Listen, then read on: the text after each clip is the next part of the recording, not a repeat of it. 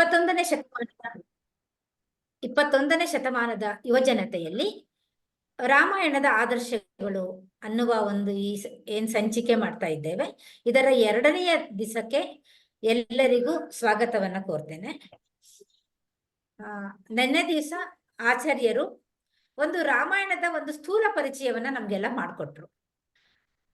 ಅಂದ್ರೆ ಎಷ್ಟೋ ನಮ್ಮಲ್ಲಿ ಹೇಗಾಗಿದೆ ಇವತ್ತು, ಅದೇ ನಮ್ಮ ದುರದೃಷ್ಟನೋ ಏನೋ ಗೊತ್ತಿಲ್ಲ, ಎಷ್ಟೋ ಜನಕ್ಕೆ ರಾಮಾಯಣ ನಿಜವಾಗ್ಲೂ ನಡೀತಾ ಅಂತದೇ ಅನುಮಾನಗಳು ಪಡುವಂತ ಒಂದು ಸಿಚುಯೇಷನ್ ಕೂಡ ಇವತ್ತು ಎಷ್ಟೋ ಕಡೆ ಇದೆ. ಹಾಗಾಗಿ ಅದ್ರ ಬಗ್ಗೆ ಒಂದು ಸ್ಥೂಲ ಪರಿಚಯವನ್ನ ಮಾಡಿಕೊಟ್ಟು ರಾಮಾಯಣ ನಿಜವಾಗ್ಲೂ ನಡೆದದ್ದು ಅಂತ ಹೇಳಿ ಆ ಮೂಲಕ ಹೇಗೆ ನಮ್ಮ ಧರ್ಮ, ನಮ್ಮ ಸಂಸ್ಕೃತಿಯನ್ನ ಅದು ನಮ್ಗೆಲ್ಲ ಹೇಳ್ಕೊಡುತ್ತೆ, ಹೇಗೆ ತೋರಿಸ್ಕೊಡುತ್ತೆ ಅಂತ ಹೇಳಿ, ನಮ್ಮ ಧರ್ಮ ಅಂದ್ರೆ ಏನು ಅಂತ ಈ ಒಂದು ಬೇಸಿಕ್ಸ್ನೆಲ್ಲ ನಿನ್ನೆ ದಿನ ಆಚಾರ್ಯರು ನಮ್ಗೆ ಹೇಳ್ಕೊಟ್ಟಿದ್ದಾರೆ. ಸೊ ಇವತ್ತು ಅದರ ಮುಂದುವರೆದ ಭಾಗವಾಗಿ ಇವತ್ತಿನ ಒಂದು ಪ್ರವಚನವನ್ನ ಪ್ರಾರಂಭ ಮಾಡಬೇಕು ಅಂತ ಆಚಾರ್ಯರಿಗೆ ನಿಮ್ಮೆಲ್ಲ ಪರವಾಗಿ ಎಲ್ಲರ ಪರವಾಗಿ ಸ್ವಾಗತವನ್ನು ಕೋರ್ತಾ ಅವರಲ್ಲಿ ಕೇಳ್ಕೊತೀನಿ. ಶ್ರೀ ಗುರುಭ್ಯೋ ನಮಃ. ಹರಿ ಓಂ. ಆಪದಾಂ ಅಪಹರ್ತಾರಂ ದಾತಾರಂ ಸರ್ವಸಂಪದಾಂ ಲೋಕಾಭಿರಾಮಂ ಶ್ರೀರಾಮಂ ಭೂಯೋ ಭೂಯೋ ನಮಾಮ್ಯಹಂ. ಬುದ್ಧಿರ್ಬಲಂ ಯಶೋಧೈರ್ಯಂ ನಿರ್ಭಯತ್ವಮರೋಗತಾ ಅಜಾಡ್ಯಂ ವಾಕ್ಪಟುತ್ವಂಚ ಹನುಮತ್ ಸ್ಮರಣಾತ್ ಭವೇತ್. ತಪಸ್ವಾಧ್ಯಾಯ ಶುಶ್ರೂಷಾ ಕೃಷ್ಣ ಪೂಜಾರತಂ ಮುನಿಂ ವಿಶ್ವೇಶಮಿಷ್ಟದಂ ವಂದೇ ಪರಿವ್ರಾಟ್ ಚಕ್ರವರ್ತಿನಂ. ಎಲ್ಲ ಸಹೃದಯ ಬಂಧುಗಳಿಗೂ ಸ್ವಾಗತವನ್ನ ಕೋರುತ್ತಾ, ರಾಮಾಯಣದಲ್ಲಿ ಬರತಕ್ಕಂತಹ ವಿಶಿಷ್ಟ ಪಾತ್ರಗಳು, ಆ ಪಾತ್ರಗಳಲ್ಲಿರ್ತಕ್ಕಂತಹ ಆದರ್ಶಗಳನ್ನ ನಾವು ಶೀರ್ಷಿಕೆಯಾಗಿ ಅದನ್ನೇ ಪ್ರಮುಖ ವಿಷಯವಾಗಿ ಇಟ್ಟುಕೊಂಡು ನಿನ್ನೆಯಿಂದ ರಾಮಾಯಣದಲ್ಲಿ ಆ ಪಾತ್ರ ಪ್ರಪಂಚದಲ್ಲಿರ್ತಕ್ಕಂತಹ ಪ್ರಮುಖ ಪಾತ್ರಗಳು ಅಂದ್ರೆ 2. ಒಂದು ಶ್ರೀರಾಮಚಂದ್ರ, ಮತ್ತೊಬ್ಬ ವ್ಯಕ್ತಿ ಅಂತಂದ್ರೆ ಅದು ಸೀತಾಮಾತೆ. ಇವರಿಬ್ಬರ ಸ್ಥೂಲ ಪರಿಚಯವನ್ನ ನಾವು ನೋಡಿದ್ದೇವೆ. ಇನ್ನು ಇವತ್ತಿನಿಂದ ಆರಂಭ ಮಾಡಿಕೊಂಡು ಆ ರಾಮಾಯಣದಲ್ಲಿರ್ತಕ್ಕಂತಹ ಇತರ ಸಣ್ಣ ಸಣ್ಣ ಪಾತ್ರಗಳು, ಅವರೊಟ್ಟಿಗೆ ರಾಮಚಂದ್ರ ಹೇಗೆ ತಾನು ವ್ಯವಹರಿಸ್ತಾ ಇದ್ದ, ಇನ್ನು ಆ ರಾಮಾಯಣದ ಕಥೆಯಲ್ಲಿರ್ತಕ್ಕಂತಹ ಆದರ್ಶಗಳು, ಇವೆಲ್ಲವನ್ನು ಕೂಡ ನಾವು ಚಿಂತನೆ ಮಾಡೋಣ. ರಾಮಾಯಣದಲ್ಲಿ ಒಂದು ಕಥೆ ಬರುತ್ತೆ. ಏನ್ ಕಥೆ ಅಂದ್ರೆ, ಸೀತೆಯನ್ನ ರಾಮಚಂದ್ರ ವಿವಾಹ ಮಾಡಿಕೊಳ್ಳುವಂತಹ ಒಂದು ಕಥೆ. ಅದು ಯಾಕೆ ಬಂತು ಅಂತಂದ್ರೆ, ವಿಶ್ವಾಮಿತ್ರರು ರಾಮ ಮತ್ತು ಲಕ್ಷ್ಮಣರನ್ನ ಕಾಡಿಗೆ ಕರ್ಕೊಂಡು ಹೋಗಿರ್ತಾರೆ. ಆ ಕಾಲದಲ್ಲೆಲ್ಲ ಯಜ್ಞಯಾಗಗಳನ್ನ ಮಾಡಿ ದೇವತೆಗಳನ್ನ ನಾವು ಪ್ರೀತಿಪಡಿಸುವ ಮುಖಾಂತರ ಮಳೆ ಮತ್ತು ಸಸ್ಯ ಸಮೃದ್ಧಿ, ಈಗೆಲ್ಲ ನಾವು ಜೀವನ ಮಾಡ್ಬೇಕು ಅಂತಂದ್ರೆ ನಮಗೆ ಆಹಾರ ಬೇಕು, ಅನ್ನ ಧಾನ್ಯಗಳೆಲ್ಲ ಬೇಕು. ಅವೆಲ್ಲ ಉತ್ಪತ್ತಿ ಆಗೋದು ವರುಣನ ಕೃಪೆಯಿಂದ. ವರುಣ ಅವನು ಇಂದ್ರದೇವರ ಅಡಿಯಾಳು, ಸ್ವರ್ಗಾಧಿಪತಿಯಾಗಿರ್ತಕ್ಕಂಥ ಎಲ್ಲ ದೇವತೆಗಳಿಗೆ ಒಡೆಯ ಅಂದ್ರೆ ಇಂದ್ರದೇವ. ಆ ಇಂದ್ರನ ಸೇವಕರಾಗಿ ಇತರ ದೇವತೆಗಳಿದ್ದಾರೆ. ಆದ್ದರಿಂದ ಇವರು ವಿಶ್ವಾಮಿತ್ರರು ಮೊದಲಾಗಿರ್ತಕ್ಕಂಥ ಋಷಿಗಳು ಆ ಕಾಲದಲ್ಲಿ ಯಜ್ಞಯಾಗಗಳನ್ನ ಮಾಡುತ್ತಾ ಇದ್ರು. ನಮಗೆ ಇವತ್ತಿನ ದಿವಸಕ್ಕೆ ಒಂದು ಅನುಮಾನ ಬರುತ್ತೆ. ಏನು ಅಂದ್ರೆ, ಏನು ಯಜ್ಞಯಾಗಾದಿಗಳನ್ನ ಮಾಡಿದಷ್ಟಕ್ಕೆ ಹೊಟ್ಟೆ ತುಂಬುತ್ತೋ, ಮಳೆ ಬರುತ್ತೋ, ಅಥವಾ ನಾವು ಆ ವೇದಗಳು ಹೇಳಿದಂತೆ ಅಥವಾ ಯಜ್ಞಯಾಗಾದಿಗಳನ್ನ ಮಾಡಿದಂತೆ ಫಲ ಪಡೆಯುತ್ತೋ ಇಲ್ವೋ ಅನ್ನುವಂತಹ ಸಂಶಯ. ಆದ್ರಿಂದ ನಮ್ಮ ಪ್ರಾಚೀನ ಧರ್ಮಶಾಸ್ತ್ರ ಎಂದು ಸುಳ್ಳು ಹೇಳೋದಿಲ್ಲ. ಇದನ್ನು ನಾವು ಅರ್ಥ ಮಾಡ್ಕೊಳ್ಬೇಕು. ಏನಲ್ಲಿ ವೇದದಲ್ಲಿ ಹೇಳುತ್ತೆ, ಕಾರೀರ್ಯ ಯಜೇತ ಅಂತ. ಕಾರೀರಿ ಅನ್ನುವಂತಹ ಒಂದು ಯಾಗವನ್ನ ಮಾಡಿದ್ರೆ ಮಳೆ ಬರುತ್ತೆ ಅಂತ ಹೇಳಿದ್ದಾರೆ. ಪುತ್ರೇಷ್ಟ್ಯ ಯಜೇತ, ಯಾರಿಗೆ ಮಕ್ಕಳಿಲ್ಲ ಅವರು ಪುತ್ರೇಷ್ಟಿ ಅಂದ್ರೆ ಇಷ್ಟಿ ಅಂದ್ರೆ ಯಾಗ, ಪುತ್ರೇಷ್ಟಿಯನ್ನ ಮಾಡಿದ್ರೆ ಅವರು ಮಕ್ಕಳನ್ನ ಪಡೆದುಕೊಳ್ತಾರೆ ಅಂತೆಲ್ಲ ಹೇಳಿದ್ದಾರೆ. ನೋಡಿ, ನಮಗೆ ನಮ್ಮ ಆ ರಾಮಾಯಣ ಮೊದಲಾಗಿರ್ತಕ್ಕಂಥ ಗ್ರಂಥಗಳು ಈ ವಿಚಾರದಲ್ಲಿ ಪ್ರಮಾಣ ಕೊಡುತ್ತೆ. ಯಾಕೆ ಅಂದ್ರೆ ದಶರಥನಿಗೆ 80,000 ವರ್ಷಗಳ ಕಾಲ ಮಕ್ಕಳಿರ್ಲಿಲ್ಲ. ಪ್ರಧಾನ 4 ಜನ ಪತ್ನಿಯರು, ಹೆಂಡತಿಯರು ದಶರಥನಿಗೆ, ನಮಗ್ ಗೊತ್ತಿದೆ. ಕೈಕೇಯಿ, ಕೌಸಲ್ಯೆ, ಸುಮಿತ್ರೆ, ಈ 3 ಜನ ಪತ್ನಿಯರು. ಈ 3 ಜನ ಪತ್ನಿಯರು ಅವರು ಪ್ರಧಾನ ಮಹಿಷಿಯರು ಅಂತ ಕರೆಸ್ಕೊಳ್ತಾರೆ. ಆಗಿನ ಕಾಲಕ್ಕೆ ದಶರಥನಿಗೆ 300ಕ್ಕೂ ಅಧಿಕವಾದಂತ ಪತ್ನಿಯರಿದ್ರು. ರಾಜರು ಅಂತಂದ ಮೇಲೆ ಆ ಪತ್ನಿಯರು ಅನೇಕ ಇರ್ತಾರೆ. ಆದ್ರೆ ಅದರಲ್ಲಿ ಪಟ್ಟದ ಮಹಿಷಿಯರು ಅಂತ ಇರೋರು 3 ಜನ, ಕೈಕೇಯಿ, ಕೌಸಲ್ಯ, ಸುಮಿತ್ರೆ. ಆದ್ರೆ ಅವರಲ್ಲಿ ಮಕ್ಕಳಾಗಿರ್ಲಿಲ್ಲ. ಅದಕ್ಕೋಸ್ಕರ ಆ ದಶರಥ ಮಹಾರಾಜ ತಾನು ಪ್ರಾರ್ಥನೆ ಮಾಡಿದಾಗ ಋಷ್ಯಶೃಂಗ ಅನ್ನುವಂತಹ ಒಬ್ಬ ಋಷಿಗಳು ಅಲ್ಲಿಗೆ ಬರ್ತಾರೆ. ಯಾರವರು ಋಷ್ಯಶೃಂಗ? ಅವರಿಗೆ ಋಷ್ಯಶೃಂಗ ಅಂತ ಯಾಕೆ ಹೆಸರು ಬಂತು ಅಂದ್ರೆ ಒಂದು ರೋಚಕವಾದ ಕಥೆ ಇದೆ. ಏನು ಅಂದ್ರೆ ಈ ಋಷ್ಯಶೃಂಗ ಅವರು ಹುಟ್ಟಿದ್ ಹೇಗೆ ಅಂದ್ರೆ ಅವರ ತಂದೆನೂ ದೊಡ್ಡ ಋಷಿಗಳು. ಆ ಋಷಿಗಳು ತಪಸ್ಸು ಮಾಡ್ತಾ ಇರಬೇಕಾದ್ರೆ ಒಬ್ಬ ಸ್ತ್ರೀ, ಅವಳು ಅಪ್ಸರಾ ಸ್ತ್ರೀ ಬಂದಾಗ ಅಲ್ಲಿ ಈ ಋಷ್ಯಶೃಂಗ ಅನ್ನುವಂತಹ ಋಷಿಗಳು ಹುಟ್ಟೋದು. ಋಷಿಗಳು ತಪಸ್ಸಿಗೆ ಅಂತ ಕುಳಿತಿದ್ದಾರೆ. ಅವರ ವೀರ್ಯ ನೀರಿನಲ್ಲಿ ಬಿತ್ತು. ಆ ಸಂದರ್ಭದಲ್ಲಿ ಒಂದು ಜಿಂಕೆ ಬಾಯಾರಿಕೆ ಆಗಿದೆ ಅಂತ ನೀರು ಕುಡಿಯೋಕೆ ಅಂತ ನದಿಗೆ ಬಂದಾಗ ಇವರ ವೀರ್ಯವನ್ನು ಸೇರಿಸಿಕೊಂಡು ಆ ನೀರನ್ನ ಆ ಜಿಂಕೆ ಕುಡಿದ್ರಿಂದ ತಕ್ಷಣ ಒಂದು ಗಂಡು ಮಗುವನ್ನ ಆ ಜಿಂಕೆ ಪಡೆಯತ್ತೆ. ನೋಡಿ, ನಮ್ಮ ಪ್ರಾಚೀನ ಕಥೆಗಳನ್ನ ಕೇಳಿದ್ರೆ ನಮಗೆ ಕೆಲವು ಸಂಶಯಗಳು ಬರುತ್ತೆ. ಜಿಂಕೆ ಹೊಟ್ಟೆಯಲ್ಲಿ ಮನುಷ್ಯರು ಹುಟ್ಲಿಕ್ಕೆ ಸಾಧ್ಯವಾ ಅಂತ, ಅಥವಾ ಗೋವಿನ ಹೊಟ್ಟೆಯಲ್ಲಿ ಮನುಷ್ಯರು ಹುಟ್ಲಿಕ್ಕೆ ಸಾಧ್ಯವಾ ಅಂತ. ಭಾಗವತದಲ್ಲಿ ಗೋಕರ್ಣನ ಕಥೆ ಬರುತ್ತೆ. ಒಂದು ಗೋವಿನ ಹೊಟ್ಟೆಯಲ್ಲಿ ಗೋಕರ್ಣ ಎಂಬಂತಹ ಮನುಷ್ಯ ಹುಟ್ಟಿದ ಅಂತ. ಹಾಗೆ ಈ ಋಷ್ಯಶೃಂಗ ಅನ್ನುವಂಥ ಋಷಿಗಳು ಹುಟ್ಟಿದ್ದು ಜಿಂಕೆಯ ಹೊಟ್ಟೆಯಿಂದ. ಅದು ಪ್ರಸವಿಸಿತು. ತಕ್ಷಣ ಒಂದು ಗಂಡು ಮಗು ಹುಟ್ಟಿತು, ಒಳ್ಳೆಯ ತೇಜೋವಂತ ಮಗು. ಆದ್ರೆ ಹುಟ್ಟುವಾಗ ಶರೀರ ಮಾತ್ರ ಮನುಷ್ಯನದ್ದು. ಜಿಂಕೆಗೆ 2 ಕೊಂಬುಗಳಿರ್ತವೆ, ಶೃಂಗ ಅಂತ ಸಂಸ್ಕೃತದಲ್ಲಿ ಕರೀತಾರೆ ಅದನ್ನು. ಆದ್ದರಿಂದ ಮನುಷ್ಯನಂತೆ ಶರೀರ, ಆ ಮೃಗ ಜಿಂಕೆಯಂತೆ 2 ಕೊಂಬುಗಳಿದ್ರಿಂದ ಋಷ್ಯ ಶೃಂಗ ಅಂತ ಋಷಿಗಳಿಗೆ ಹೆಸರು ಬಂತು ಅಂತ. ಹೀಗೆ ಆ ಋಷಿಗಳು ಮಹಾಜ್ಞಾನಿಗಳು. ಬಹಳ ಸಣ್ಣ ವಯಸ್ಸಿನಲ್ಲಿ ಅವರ ತಂದೆ ಎಲ್ಲ ವಿಧವಾಗಿರತಕ್ಕಂಥ ವೇದಾದಿ ಶಾಸ್ತ್ರಗಳನ್ನ ಅವರು ತಿಳಿಸಿಕೊಡ್ತಾರೆ. ಒಳ್ಳೆ ಜ್ಞಾನಿ ಆಗುತ್ತಾರೆ. ಆದ್ರೆ ಆ ತಂದೆ ಆಗಿರ್ತಕ್ಕಂಥ ಋಷಿಗಳು ಅವರು ಒಂದು ಕರಾರು ಮಾಡಿರ್ತಾರೆ. ಏನು ಅಂದ್ರೆ ಆ ಆಶ್ರಮಕ್ಕೆ ಯಾರು ಹೆಣ್ಣು ಮಕ್ಕಳು ಬರೋ ಹಾಗಿಲ್ಲ. ಇವರ ಒಂದು ಅನುಮತಿ ಇಲ್ಲದೆ ಮತ್ಯಾವ ಆಶ್ರಮವನ್ನು ಕುರಿತು ಹೊರಗಡೆ ಹೋಗೋ ಹಾಗಿಲ್ಲ. ಯಾಕೆಂದ್ರೆ ತಾವು ತಮ್ಮ ತಪಸ್ಸನ್ನ ಹೆಣ್ಣಿನ ಸಂಪರ್ಕ ಅಂತಂದ್ರೆ ಕೇವಲ ಆ ಅಪ್ಸರಾ ಸ್ತ್ರೀಯರ ದರ್ಶನದಿಂದ ಹೇಗೆ ನನ್ನ ತಪಸ್ಸೆಲ್ಲ ಹಾಳಾಗಿ ಹೋಯ್ತು ಅಂತ ಅವರು ತಿಳ್ಕೊಂಡ್ರು, ಮುಂದೆ ನನ್ನ ಮಗ ಅವನು ತಪಸ್ಸಿನಿಂದ ವಿಚಲಿತನಾಗಬಾರ್ದು, ದೇವರಿಂದ ವಿಮುಖನಾಗಬಾರ್ದು, ವೇದಾದಿ ಶಾಸ್ತ್ರಗಳಿಂದ ವಿಮುಖನಾಗಬಾರದು ಅಂತ ಹೆಣ್ಣು ಸಂತಾನ ಅನ್ನುವಂಥದ್ದು ಜಗತ್ತಿನಲ್ಲಿ ಆ ಪ್ರಭೇದವೇ ಇಲ್ಲ ಅನ್ನುವಂಥ ರೀತಿಯಲ್ಲಿ ಬೆಳೆಸ್ತಾ ಇದ್ರು ಮಗುವನ್ನ. ಋಷ್ಯಶೃಂಗನಿಗೆ ಪ್ರತ್ಯೇಕವಾಗಿ ಹೆಣ್ಣು ಅನ್ನುವಂತ ಒಂದು ಕ್ಯಾಟಗರಿ ಇದೆ ಅನ್ನೋದೇ ಪಾಪ ತಿಳಿದಿರ್ಲಿಲ್ಲ. ಹಾಗೆ ಅವರ ತಂದೆ ಬೆಳೆಸ್ತಾ ಇದ್ರು. ಒಂದು ದಿವಸ ಏನಾಯ್ತು, ದಶರಥ ಮಹಾರಾಜನಿಗೆ ಚಿಂತೆ ಉಂಟಾಯ್ತು. ಮಕ್ಕಳಿಲ್ಲ, ಮತ್ತೊಂದು 12 ವರ್ಷ ಆದ್ರೂ ಕ್ಷಾಮ ಬಂದಿದೆ, ಮಳೆ ಇಲ್ಲ, ಬೆಳೆ ಇಲ್ಲ.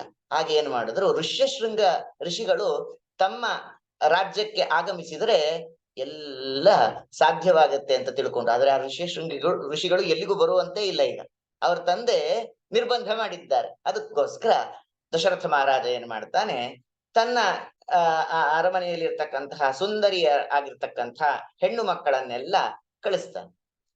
ಅವರು ಈ ಋಷ್ಯಶೃಂಗ ಋಷಿಗಳ ಆಶ್ರಮಕ್ಕೆ ಬರ್ತಾರೆ. ಆಗ ಅವ್ರ ತಂದೆ ಇರೋದಿಲ್ಲ. ಆ ಸಮಯವನ್ನು ನೋಡ್ಕೊಂಡೇ ಬಂದಿರ್ತಾರೆ. ಯಾಕೆ, ತಂದೆ ಇದ್ರೆ ಪ್ರವೇಶ ದೊರಕೋದಿಲ್ಲ ಅಂತ ಹೇಳಿ ತಂದೆ ಇಲ್ಲದಂತ ಸಮಯದಲ್ಲಿ ಬರ್ತಾರೆ. ಬಂದಾಗ ಏನಾಗುತ್ತೆ, ಇವ್ರೆಂದೂ ಕೂಡ ಹೆಣ್ಣು ಮಕ್ಕಳನ್ನ ನೋಡೇ ಇರ್ಲಿಲ್ಲ. ಆದ್ರಿಂದ ನೋಡ್ತಾರೆ, ಅವ್ರು ಕೇಳ್ತಾರೆ, ನೀವೆಲ್ಲ ಯಾವ ಆಶ್ರಮದವರು, ನಿಮ್ಮ ಆಕಾರ ವಿಚಾರಗಳು ಆಚಾರಗಳೆಲ್ಲ ನಮಗಿಂತ ವಿಭಿನ್ನವಾಗಿದೆಯಲ್ಲ, ನೀವು ಆಶ್ರಮದಲ್ಲಿ ಹೇಗಿರ್ತೀರಿ, ಅಲ್ಲೇನು ವಿಶೇಷ ಅಂತ ಪಾಪ ಅವರನ್ನು ಗಂಡ ಸಂತತಿ ಅಂತಾನೆ ತಿಳಿದುಕೊಂಡು ಮಾತಾಡ್ತಾ ಇದ್ದಾರೆ. ಹೀಗೆಲ್ಲ ಆದ್ಮೇಲೆ ಕಡೆಗೆ 4 ಬಾರಿ ಅವರು ಬಂದು ಹೋಗ್ತಾರೆ. ತಂದೆಯ ಹತ್ರ ಈ ಋಷ್ಯಶೃಂಗ ಋಷಿಗಳು ಹೇಳ್ಬೇಕು ಏನಂತ, ಇವತ್ತು ಅಪರೂಪವಾದಂತಹ ಒಂದು ವಿಚಾರ ನಡೀತು. ಆಶ್ಚರ್ಯಕರವಾದಂತಹ ವಿಚಾರ ಏನು ಅಂದ್ರೆ, ಕೆಲವರು ಋಷಿಗಳು ಬೇರೆ ಆಶ್ರಮದಿಂದ ಇಲ್ಲಿಗೆ ಬಂದಿದ್ರು. ಅವ್ರು ನೋಡಕ್ ಬಹಳ ಆಕರ್ಷಣೀಯವಾಗಿದ್ರು ಅಂತ. ಪಾಪ ಹೆಣ್ಣು ಮಕ್ಕಳು ಅನ್ನುವಂತ ವಿಚಾರ ತಿಳಿದಿಲ್ಲ ಇವರಿಗೆ. ಅವರು ಕೂಡ ಋಷಿಗಳು ಅಂತ ಹೀಗೆ ಭಾವಿಸಿದ್ದಾರೆ. ಅನಂತರದಲ್ಲಿ ಆ ಋಷ್ಯಶೃಂಗ ಋಷಿಗಳ ತಂದೆ ಇಲ್ಲದೆ ಇರತಕ್ಕಂಥ ಸಂದರ್ಭದಲ್ಲಿ ಋಷ್ಯಶೃಂಗ ಋಷಿಗಳನ್ನ ಈ ಹೆಣ್ಣು ಮಕ್ಕಳು ಆ ದಶರಥನ ಆ ರಾಜ್ಯಕ್ಕೆ ಕರ್ಕೊಂಡು ಬರ್ತಾರೆ. ಅವ್ರ ಕಾಲಿಟ್ಟ ತಕ್ಷಣ ಮಳೆ ಆಗುತ್ತೆ. 12 ವರ್ಷಗಳ ಕಾಲ ಮಳೆ ಆಗಿರ್ಲಿಲ್ಲ. ಅವರ ಕಾಲಿಟ್ಟ ತಕ್ಷಣ ಮಳೆ ಆಗುತ್ತೆ. ಇದರ ಅರ್ಥ ಏನು? ನಮ್ಮ ಪೂರ್ವಜರ ಆ ತಪಸ್ಸು ಹಾಗಿತ್ತು. ಅದಕ್ಕೆ ಹೇಳಿದ್ದು ಕಾರೀರಿಯ ಯಜೇತ ಅಂತಂದ್ರೆ, ಕಾರೀರಿ ಯಾಗವನ್ನ ಮಾಡ್ತೇನೆ ಅಂತ ಸಂಕಲ್ಪಿಸಿದ್ದಕ್ಕೆ ಮಳೆ ಆಯ್ತು. ಇನ್ನು ಮಾಡಿದ್ರೆ ಆಗೋದಿಲ್ಲ. ಯೋಚನೆ ಮಾಡಿ. ಹಾಗೆ ದಶರಥ ಮಹಾರಾಜ ತಾನು ಪುತ್ರೇಷ್ಟಿಯನ್ನ ಮಾಡ್ತೇನೆ ಅಂತ ಸಂಕಲ್ಪಿಸಿರುವಾಗಲೇ ಅಲ್ಲಿ ಅಗ್ನಿಯಿಂದ ಪ್ರಾದುರ್ಭೂತರಾದಂತ ದೇವತೆಗಳು ಅಲ್ಲಿ ಪ್ರಸಾದ ರೂಪದಲ್ಲಿ ಪಾಯಸವನ್ನ ಕೊಡ್ತಕ್ಕಂಥದ್ದು. ಆ ಪಾಯಸವನ್ನ 3 ಜನ ತನ್ನ ಪತ್ನಿಯರಿಗೆ ದಶರಥ ಕೊಡುವಂಥದ್ದು. ಇಲ್ಲಿ ಈ ವಿಚಾರವನ್ನ ನಾವು ನೋಡ್ತೇವೆ. ಹಾಗೆ ಸೀತೆಯ ಅವತಾರದ ಕಥೆ ನಾವು ವಿಮರ್ಶೆ ಮಾಡಿದ್ರೆ, ಅಲ್ಲಿ ಜನಕ ಮಹಾರಾಜನಿಗೂ ಇದೇ ರೀತಿಯಾಗಿರ್ತಕ್ಕಂಥ ಒಂದು ಆಶ್ಚರ್ಯಕರವಾದಂತಹ ಘಟನೆ ಅಲ್ಲಿ ಘಟಿಸುತ್ತೆ. ಏನು ಅಂದ್ರೆ, ಭೂ ಖನನ ಮಾಡಬೇಕು, ಯಜ್ಞ ಮಾಡಬೇಕು ಅಂದ್ರೆ ಇವತ್ತಿನ ರೀತಿ ಹೋಮ ಅಲ್ಲ ಅದು. ಯಜ್ಞ ಅಂದ್ರೆ ಅದೊಂದು ದೊಡ್ಡ ಉತ್ಸವ. ಹಿಂದಿನ ಕಾಲಕ್ಕೆ ಅಷ್ಟು ಸಂಭ್ರಮದಿಂದ ಮದುವೆಯ ಒಂದು ಪರಿಕಲ್ಪನೆಯಂತೆ ಹಿಂದೆ ಮಾಡ್ತಾ ಇದ್ರು. ಇವತ್ತಿನ ದಿವಸ ಹೋಮ ಅಂದ್ರೆ ಅದು ಹೇಗಾಗಿದೆ, ಸೂರ್ಯೋದಯಕ್ಕಿಂತ ಮುಂಚೆ ಹೋಮ ಮುಗಿಸ್ಬಿಡ್ಬೇಕು. ಪಕ್ಕದ ಮನೆಯವ್ರು ಹೇಳೋದಕ್ಕಿಂತ ಮುಂಚೆ ಹೋಮ ನಮ್ಮ ಮನೇಲಿ ಮುಗಿದಿರ್ಬೇಕು. ಯಾಕೆ? ಅವ್ರ ಮನೆಗ್ ಹೋಗೋ ಹಾಗಿಲ್ಲ. ಅವ್ರ ಮನೆಗ್ ಹೋದ್ರೆ ನಾವು ಹೋಮ ನಡೆಸುವಂತೆ ಇಲ್ಲ. ಆದ್ರಿಂದ ನಮ್ಮ ಹೋಮ ಇವತ್ತು ಇಷ್ಟಕ್ಕೆ ಸೀಮಿತವಾಗಿದೆ. ಸೂರ್ಯೋದಯಕ್ಕಿಂತ ಮುಂಚೆ ಹೋಮ ನಡೆಸುವಂತೆಯೇ ಇಲ್ಲ. ಸೂರ್ಯೋದಯ ಆದ್ಮೇಲೆ ಹೋಮ ಮಾಡಬೇಕು ಅಂತ ಶಾಸ್ತ್ರ. ಹೀಗೆ ಇವತ್ತು ಇಷ್ಟು ಸಂಕುಚಿತವಾಗುತ್ತಾ ಇದ್ದೇವೆ. ಇನ್ನು ಕಾರೀರಿ ಯಾಗವನ್ನ ಅಶಾಸ್ತ್ರೀಯವಾಗಿ ಮಾಡಿದ್ರೆ ಫಲ ದೊರಕಬೇಕು ಅಂದ್ರೆ ಹೇಗೆ ದೊರಕ್ಲಿಕ್ಕೆ ಸಾಧ್ಯ? ಕಾರೀರಿ ಒಂದೇ ಅಲ್ಲ, ಇವತ್ತಿಗೂ ಕೂಡ ಕಾರೀರಿ ಅಲ್ಲ, ಯಾವ ಯಾಗವನ್ನ ಮಾಡಿದ್ರು ಕೂಡ ಆ ಯಾಗದಲ್ಲಿ ಹೇಳಿರ್ತಕ್ಕಂಥ ಫಲವನ್ನ ಪಡಿಬಹುದು. ಆದರೆ ಅದರಂತೆ ಆ ಯಾಗ ಹೇಗೆ ನಡೆಸಬೇಕು ಹಾಗೆ ನಡೆಸಿದ್ರೆ ಮಾತ್ರ ದೊರಕುತ್ತೆ ಹೊರತು, ನಾವು ನಮ್ಮ ಒಂದು ಅನುಕೂಲಕ್ಕೆ ತಕ್ಕಂತೆ ಯಾಗವನ್ನ ನಡೆಸಿ ಫಲವನ್ನ ಪಡಿಲಿಲ್ಲ ಅಂದ್ರೆ ಅದು ನಮ್ಮ ದೋಷವೇ ಹೊರತು ವೇದಾದಿಗಳ ದೋಷ ಅಲ್ಲ. ಹಿಂದೆ ಯಾಕೆ ಪಡಿತಾ ಇದ್ರು ಫಲ ಅಂದ್ರೆ, ಆ ಶಾಸ್ತ್ರ ಹೇಗೆ ಯಾಗವನ್ನ ಮಾಡಬೇಕು ಅಂತ ಹೇಳಿದ್ದಾರೋ ಹಾಗೆ ತದ್ವತ್ ಮಾಡ್ತಾ ಇದ್ರು. ಹಾಗಾಗಿ ಆ ಯಾಗದಲ್ಲಿ ಅವರು ಫಲವನ್ನ ಪಡಿತಾ ಇದ್ರು. ವಿಶ್ವಾಸ ಬಹಳ ಮುಖ್ಯ. ವಿಶ್ವಾಸ ಫಲದಾಯಕ ಅಂತ. ಈಗ ಮಾಡುವಾಗಲೇ ನಮಗೆ ಅವಿಶ್ವಾಸ ಬರುತ್ತೋ ಇಲ್ವೋ, ಏನ್ ಕಥೆಯೋ ಅಂದ್ರೆ, ದೇವ್ರು ಅಷ್ಟೇ ಮಳೆ ಕೊಡ್ಲೋ ಬಿಡ್ಲೋ, ಇವರು ಆಶ್ಚರ್ಯ ಪಡ್ತಾ ಇದ್ದಾರೆ, ಇವರು ಅನುಮಾನ ಪಡ್ತಿದ್ದಾರಲ್ಲ, ಅವನು ಕೂತಿರ್ತಾನೆ. ಹಾಗಾಗಿ ನಮಗೆ ವಿಶ್ವಾಸ ಬೇಕು. ಮೊದಲು ವಿಶ್ವಾಸ ಇಟ್ಟು ಯಾವ ರೀತಿಯಾಗಿ ಶಾಸ್ತ್ರ ನಮ್ಗೆ ಹೇಳಿದೆ ಅದೇ ರೀತಿಯಾಗಿ ನಾವು ಯಾಗವನ್ನ ಮಾಡಬೇಕು ಅಂತ ಹೇಳಿದ್ರು. ನೋಡಿ, ಯಾಗ ಇನ್ನೂ ಮಾಡಿಲ್ಲ ಜನಕ ಮಹಾರಾಜ. ಆ ಯಾಗಕ್ಕೆ ಒಂದು ಭೂಮಿ ಎಲ್ಲಿ ಯಜ್ಞ ಮಾಡಬೇಕು ಆ ಯಜ್ಞ ಭೂಮಿಯನ್ನ ಮೊದಲು ಖನನ ಮಾಡಬೇಕು. ಖನನ ಅಂತಂದ್ರೆ ಭೂಮಿಯನ್ನ ಅಗಿಬೇಕು. ಭೂಮಿಯನ್ನ ಅಗದು ಅಲ್ಲೊಂದು ಯಜ್ಞ ಮಂಟಪವನ್ನ ಮಾಡಿ ಅಲ್ಲಿ ಹೋಮ ಮಾಡ್ತಕ್ಕಂಥದ್ದು. ಇದು ಪ್ರಕ್ರಿಯೆ ನಮ್ಮ ಪ್ರಾಚೀನರದು. ಆ ರೀತಿಯಾಗಿ ಪುತ್ರೇಷ್ಟಿಗೆ ಬೇಕಾಗಿರ್ತಕ್ಕಂತಹ ಭೂಮಿಯನ್ನ ಶೋಧನೆ ಮಾಡಿದ ಜನಕ ಮಹಾರಾಜ.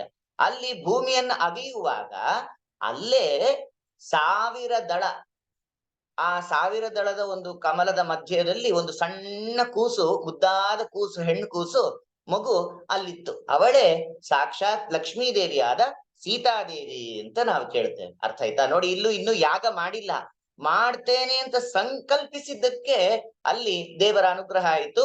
ಜನಕ ಮಹಾರಾಜ ಸೀತೆಯನ್ನ ಮಗಳನ್ನಾಗಿ ಪಡೆದ. ಹೀಗೆ ನಮ್ಮ ಪ್ರಾಚೀನ ಧರ್ಮಶಾಸ್ತ್ರ ಎಂದೂ ಸುಳ್ಳು ಹೇಳೋದಿಲ್ಲ. ಇದನ್ನ ಮೊದಲು ನಾವು ಅರ್ಥ ಮಾಡ್ಕೊಳ್ಬೇಕು. ಎಂದೂ ಸುಳ್ಳು ಹೇಳೋದಿಲ್ಲ. ಈ ಕಥೆಯ ಒಂದು ಪ್ರಮುಖ ಅಂಶ ಏನು ಅಂದ್ರೆ, ನಮಗೆ ಫಲ ದೊರಕಬೇಕು ಅಂದ್ರೆ ಮೊದಲು ಧರ್ಮದಲ್ಲಿ, ನಮ್ಮ ಶಾಸ್ತ್ರದಲ್ಲಿ ವಿಶ್ವಾಸ ಮಾಡಬೇಕು. ವಿಶ್ವಾಸ ಮಾಡ್ಲಿಲ್ಲ ಅಂದ್ರೆ ಫಲ ಬರುವುದಿಲ್ಲ. ನಿಮ್ಗೆ ಇನ್ನೊಂದು ಉದಾಹರಣೆ ಕೊಡ್ತೇನೆ ವಿಶ್ವಾಸ ಅನ್ನುವಂತ ವಿಚಾರದಲ್ಲಿ. ಏನ್ ಗೊತ್ತಾ, ನೀವು ಫ್ಯಾಮಿಲಿ ಡಾಕ್ಟರ್ ಅಂತ ಒಬ್ರನ್ನ ಇಟ್ಕೊಂಡಿರ್ತೀರ, ಅಥವಾ ನಿಮಗೆ ಒಬ್ಬರು ಡಾಕ್ಟ್ರು ಬಹಳ ಆತ್ಮೀಯರಾಗಿರ್ತಾರೆ. ನೀವು ಯಾವಾಗ್ಲೂ ಕೂಡ ಏನಾದ್ರೂ ಅನಾರೋಗ್ಯ ಆದ್ರೆ, ಅನಾರೋಗ್ಯ ಯಾರಿಗೂ ಆಗೋದು ಬೇಡ, ಆದಾಗಂತಹ ಸಂದರ್ಭದಲ್ಲಿ ನಾವು ವೈದ್ಯರನ್ನ ಸಂದರ್ಶನ ಮಾಡ್ತೇವೆ ಅಲ್ವಾ, ವೈದ್ಯರಲ್ಲಿ ಹೋಗ್ತೇವೆ. ಆದ್ರೆ ಅವತ್ತು ದುರಾದೃಷ್ಟವಶಾತ್ ನಾವು ಯಾವ ವೈದ್ಯರನ್ನ ನೋಡ್ಬೇಕು ಅಂತ ಹೋಗಿದ್ದೇವೆ, ನಮ್ಮ ರೆಗ್ಯುಲರ್ ಫ್ಯಾಮಿಲಿ ಡಾಕ್ಟರ್ ಯಾರಿದ್ದಾರೆ ಅವ್ರು ಸಿಗ್ಲಿಲ್ಲ, ಅವರ ಅನುಪಸ್ಥಿತಿ, ಅವ್ರು ಎಲ್ಲೋ ಅನ್ಯತ್ರ ಹೋಗಿದ್ದಾರೆ ಅಂತ ಇಟ್ಕೊಳ್ಳೋಣ. ಆದ್ರೆ ಅನಾರೋಗ್ಯ ಬಹಳ ಇದೆ ಅಂತ ಹೇಳಿ ಏನ್ ಮಾಡಿದ್ವಿ, ಇನ್ನೊಬ್ಬರ ಹತ್ರ ಹೋದ್ವಿ, ಇನ್ನೊಬ್ಬ ವೈದ್ಯರ ಹತ್ರ ಹೋದ್ವಿ. ಅವರು ಪಾಪ ಪ್ರಾಮಾಣಿಕವಾಗಿ ಪರಿಶೀಲನೆ ಮಾಡಿದ್ರು. ಆಮೇಲೆ ಔಷಧಿ ಕೊಟ್ರು. ಆ ಔಷಧಿಯನ್ನ ತೆಗೆದುಕೊಂಡ್ವಿ, 4-6 ದಿವಸ ಆದ್ರೂ ಕೂಡ ಏನು ವ್ಯತ್ಯಾಸ ಕಾಣ್ಲಿಲ್ಲ. ಆಮೇಲೆ ಏನ್ ಮಾಡಿದ್ವಿ, ನಮ್ಮ ಹಳೆ ಡಾಕ್ಟರ್ ಇದಾರಲ್ಲ ಅವ್ರಿಗೆ ಫೋನ್ ಮಾಡಿದ್ವಿ. ಏನಂತ, ಅಯ್ಯೋ 1 ವಾರ ಆಯ್ತು ಡಾಕ್ಟ್ರೆ, ನಿಮಗೆ ಇಲ್ಲ, ಈಗಿದ್ದೀರಾ ಅಂತ. ಇದ್ದೀನಿ ಬನ್ನಿ ಅಂತಂದ್ರು. ಸರಿ ಹೋದ್ವಿ. ತಮಾಷೆ ಏನು ಅಂದ್ರೆ, ಯಾಕೆ ಈ ಡಾಕ್ಟರ್ ಫ್ಯಾಮಿಲಿ ಡಾಕ್ಟರ್ ಇದ್ದಾರೆ, ಅವ್ರು ಇರ್ಲಿಲ್ಲ ಅಂತ ಇನ್ನೊಬ್ಬರ ಹತ್ರ ಹೋಗಿದ್ವಲ್ಲ ನಾವು, ಆ ಡಾಕ್ಟರ್ ಏನ್ ಪ್ರಿಸ್ಕ್ರಿಪ್ಷನ್ ಕೊಟ್ರು, ಈ ಡಾಕ್ಟರ್ ಅದನ್ನೇ ಕೊಟ್ರು ಪರೀಕ್ಷೆ ಮಾಡಿ. ಆದ್ರೆ ನಿಮ್ಮ ಫ್ಯಾಮಿಲಿ ಡಾಕ್ಟರ್ ಕೊಟ್ಟಿರ್ತಕ್ಕಂಥ ಸೇಮ್ ಪ್ರಿಸ್ಕ್ರಿಪ್ಷನ್ ವೈದ್ಯರು ಕೊಟ್ಟಿರ್ತಕ್ಕಂಥ ಔಷಧಿಯನ್ನ ನೀವು ಸ್ವೀಕರಿಸಿದಾಗ ಕಾಯಿಲೆ ವಾಸಿ ಆಯ್ತು. ಹೇಗದು? ವಿಶ್ವಾಸೋ ಫಲದಾಯಕ. ಇಬ್ರು ಕೊಟ್ಟಿದ್ದು ಒಂದೇ ಔಷಧಿನೇ. ಮೊದಲನೇ ನಿಮ್ಮ ಫ್ಯಾಮಿಲಿ ಡಾಕ್ಟ್ರು ಯಾವ್ದನ್ನು ಕೊಡ್ಬೇಕಾಗಿತ್ತೋ ನೀವು ಅವ್ರ ಹತ್ರ ಹೋಗಿದ್ರೆ, ಪಾಪ ಇವರು ಕೂಡ ಪರಿಶೀಲನೆ ಮಾಡುದು ಮತ್ತೊಬ್ಬ ಡಾಕ್ಟ್ರು ಅದನ್ನೇ ಕೊಟ್ರು, ಆದ್ರೆ ಅದು ವಾಸಿ ಆಗ್ಲಿಲ್ಲ. ಮತ್ ಪುನಃ ನೀವೇನ್ ಮಾಡಿದ್ರಿ, ನಿಮ್ಮ ರೆಗ್ಯುಲರ್ ಫ್ಯಾಮಿಲಿ ಡಾಕ್ಟರ್ ಹತ್ರನೇ ಹೋದ್ರಿ, ಅವ್ರು ಕೊಟ್ಟಿದ ತಕ್ಷಣ ಔಷಧಿ ಫಲಿಸಿತು. ಯಾಕದು ಅಂದ್ರೆ ವಿಶ್ವಾಸ ಕಾರಣ. ನೀವು ಎಲ್ಲಿ ವಿಶ್ವಾಸ ಇಡ್ತೀರೋ ಅಲ್ಲಿ ಮಾತ್ರ ಅದು ಪ್ರತಿಫಲಿಸುತ್ತೆ ಹೊರತು ವಿಶ್ವಾಸ ಇಲ್ಲದೆ ಹೋದ್ರೆ ಯಾವ್ದು ಕೆಲಸ ಮಾಡೋದಿಲ್ಲ ಜಗತ್ತಿನಲ್ಲಿ ಅಂತ ಅರ್ಥ. ಸೊ ಇಲ್ಲೂ ಕೂಡ ಧರ್ಮಶಾಸ್ತ್ರ ಹೇಳುವುದು ಅದು ಅಕ್ಷರಶಃ ಸತ್ಯವೇ. ನಮಗೆ ಯಾವಾಗ ಫಲ ಬರುತ್ತೆ ಅಂದ್ರೆ ಅದರಲ್ಲಿ ನಾವು ವಿಶ್ವಾಸ ಇಟ್ಟಾಗ ಮಾತ್ರ ಫಲ ಅನ್ನೋದು ನಾವು ತಿಳಿಬೇಕು. ಅದೇ ರೀತಿಯಾಗಿ ಇಲ್ಲಿ ಸೀತೆಯನ್ನ ಪಡೆದಿದ್ದಾರೆ ಜನಕ ಮಹಾರಾಜ.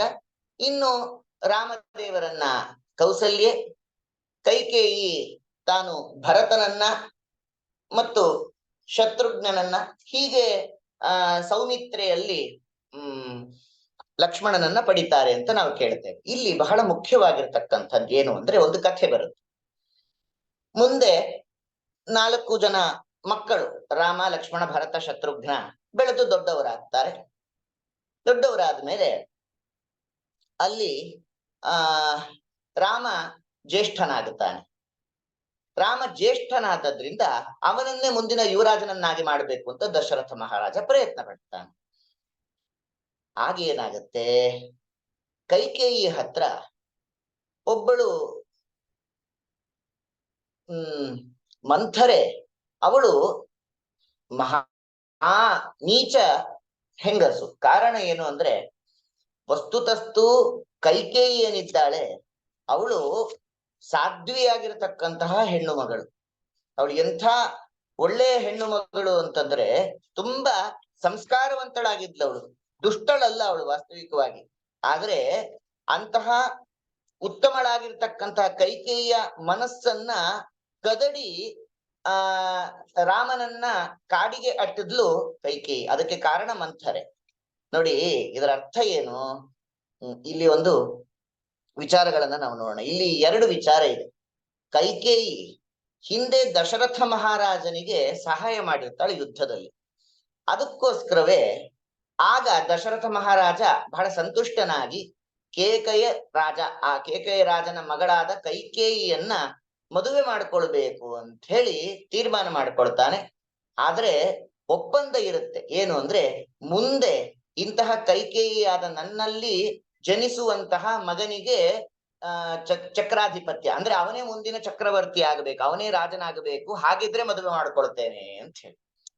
ಆದ್ರೆ ಏನಂತ್ಕೊಳ್ತಾನೆ ದಶರಥ ಮಹಾರಾಜ, ಹೇಗಿದ್ರು ಕೈಕೇಯಿಯನ್ನ ಮದುವೆ ಮಾಡ್ಕೊಂಡಿದ್ದೇನೆ, ಅಲ್ಲೇ ಮೊದಲು ಮಗು ಆಗತ್ತೆ, ಅವನಿಗೆ ರಾಜ್ಯಾಧಿಪತ್ಯ ಸಿಗತ್ತೆ, ಅವನೇ ಚಕ್ರವರ್ತಿ ಆಗುತ್ತಾನೆ ಅಂತ. ಆದ್ರೆ ಹಾಗಾಗ್ಲಿಲ್ಲ. ಇಲ್ಲಿ ಯಜ್ಞ ಮಾಡಿದಾಗ ಪಾಯಸ ಫಲವಾಗಿ ಪಡೆದ ದಶರಥ, ಅದನ್ನ 3 ಜನ ಪತ್ನಿಯರಿಗೂ ಹಂಚಿದಾಗ ಕೈಕೇಯಿ ಮೊದಲು ಹಡಿಲಿಲ್ಲ. ಮೊದಲು ಮಗುವನ್ನ ಪಡೆದದ್ದು ಕೌಸಲ್ಯ. ಹಾಗಾಗಿ ರಾಮ ಅಗ್ರಜನಾದ, ರಾಮ ದೊಡ್ಡವನಾದ. ಹಾಗಾಗಿ ರಾಮನ ನಂತರ ಕೈಕೇಯಿ ಭರತನನ್ನ ಪಡೆದದ್ರಿಂದ, ರಾಮನೇ ಜ್ಯೇಷ್ಠನಾದದ್ರಿಂದ ಅವನು ಚಕ್ರಾಧಿಪತಿ ಆಗಬೇಕಾಯ್ತು. ಇಲ್ಲಿ ಸಮಸ್ಯೆ ಶುರುವಾಯ್ತು. ಅದಕ್ಕೇನಾಯ್ತು, ಕೈಕೇಯಿ ಹಿಂದೆ ತಾನು ದಶರಥ ಮಹಾರಾಜನಲ್ಲಿ 2 ವರವನ್ನ ಪಡೆದಿರ್ತಾಳೆ. ಆದ್ರೆ ನಂತರದಲ್ಲಿ ಕೇಳ್ತೇನೆ, ಈ ವರ ಇವಾಗ ಬೇಡ, ಕಾಲಾಂತರದಲ್ಲಿ ಅದನ್ನ ತೆಗೆದುಕೊಳ್ತೇನೆ ಅಂತ ಹೇಳಿರ್ತಾಳೆ.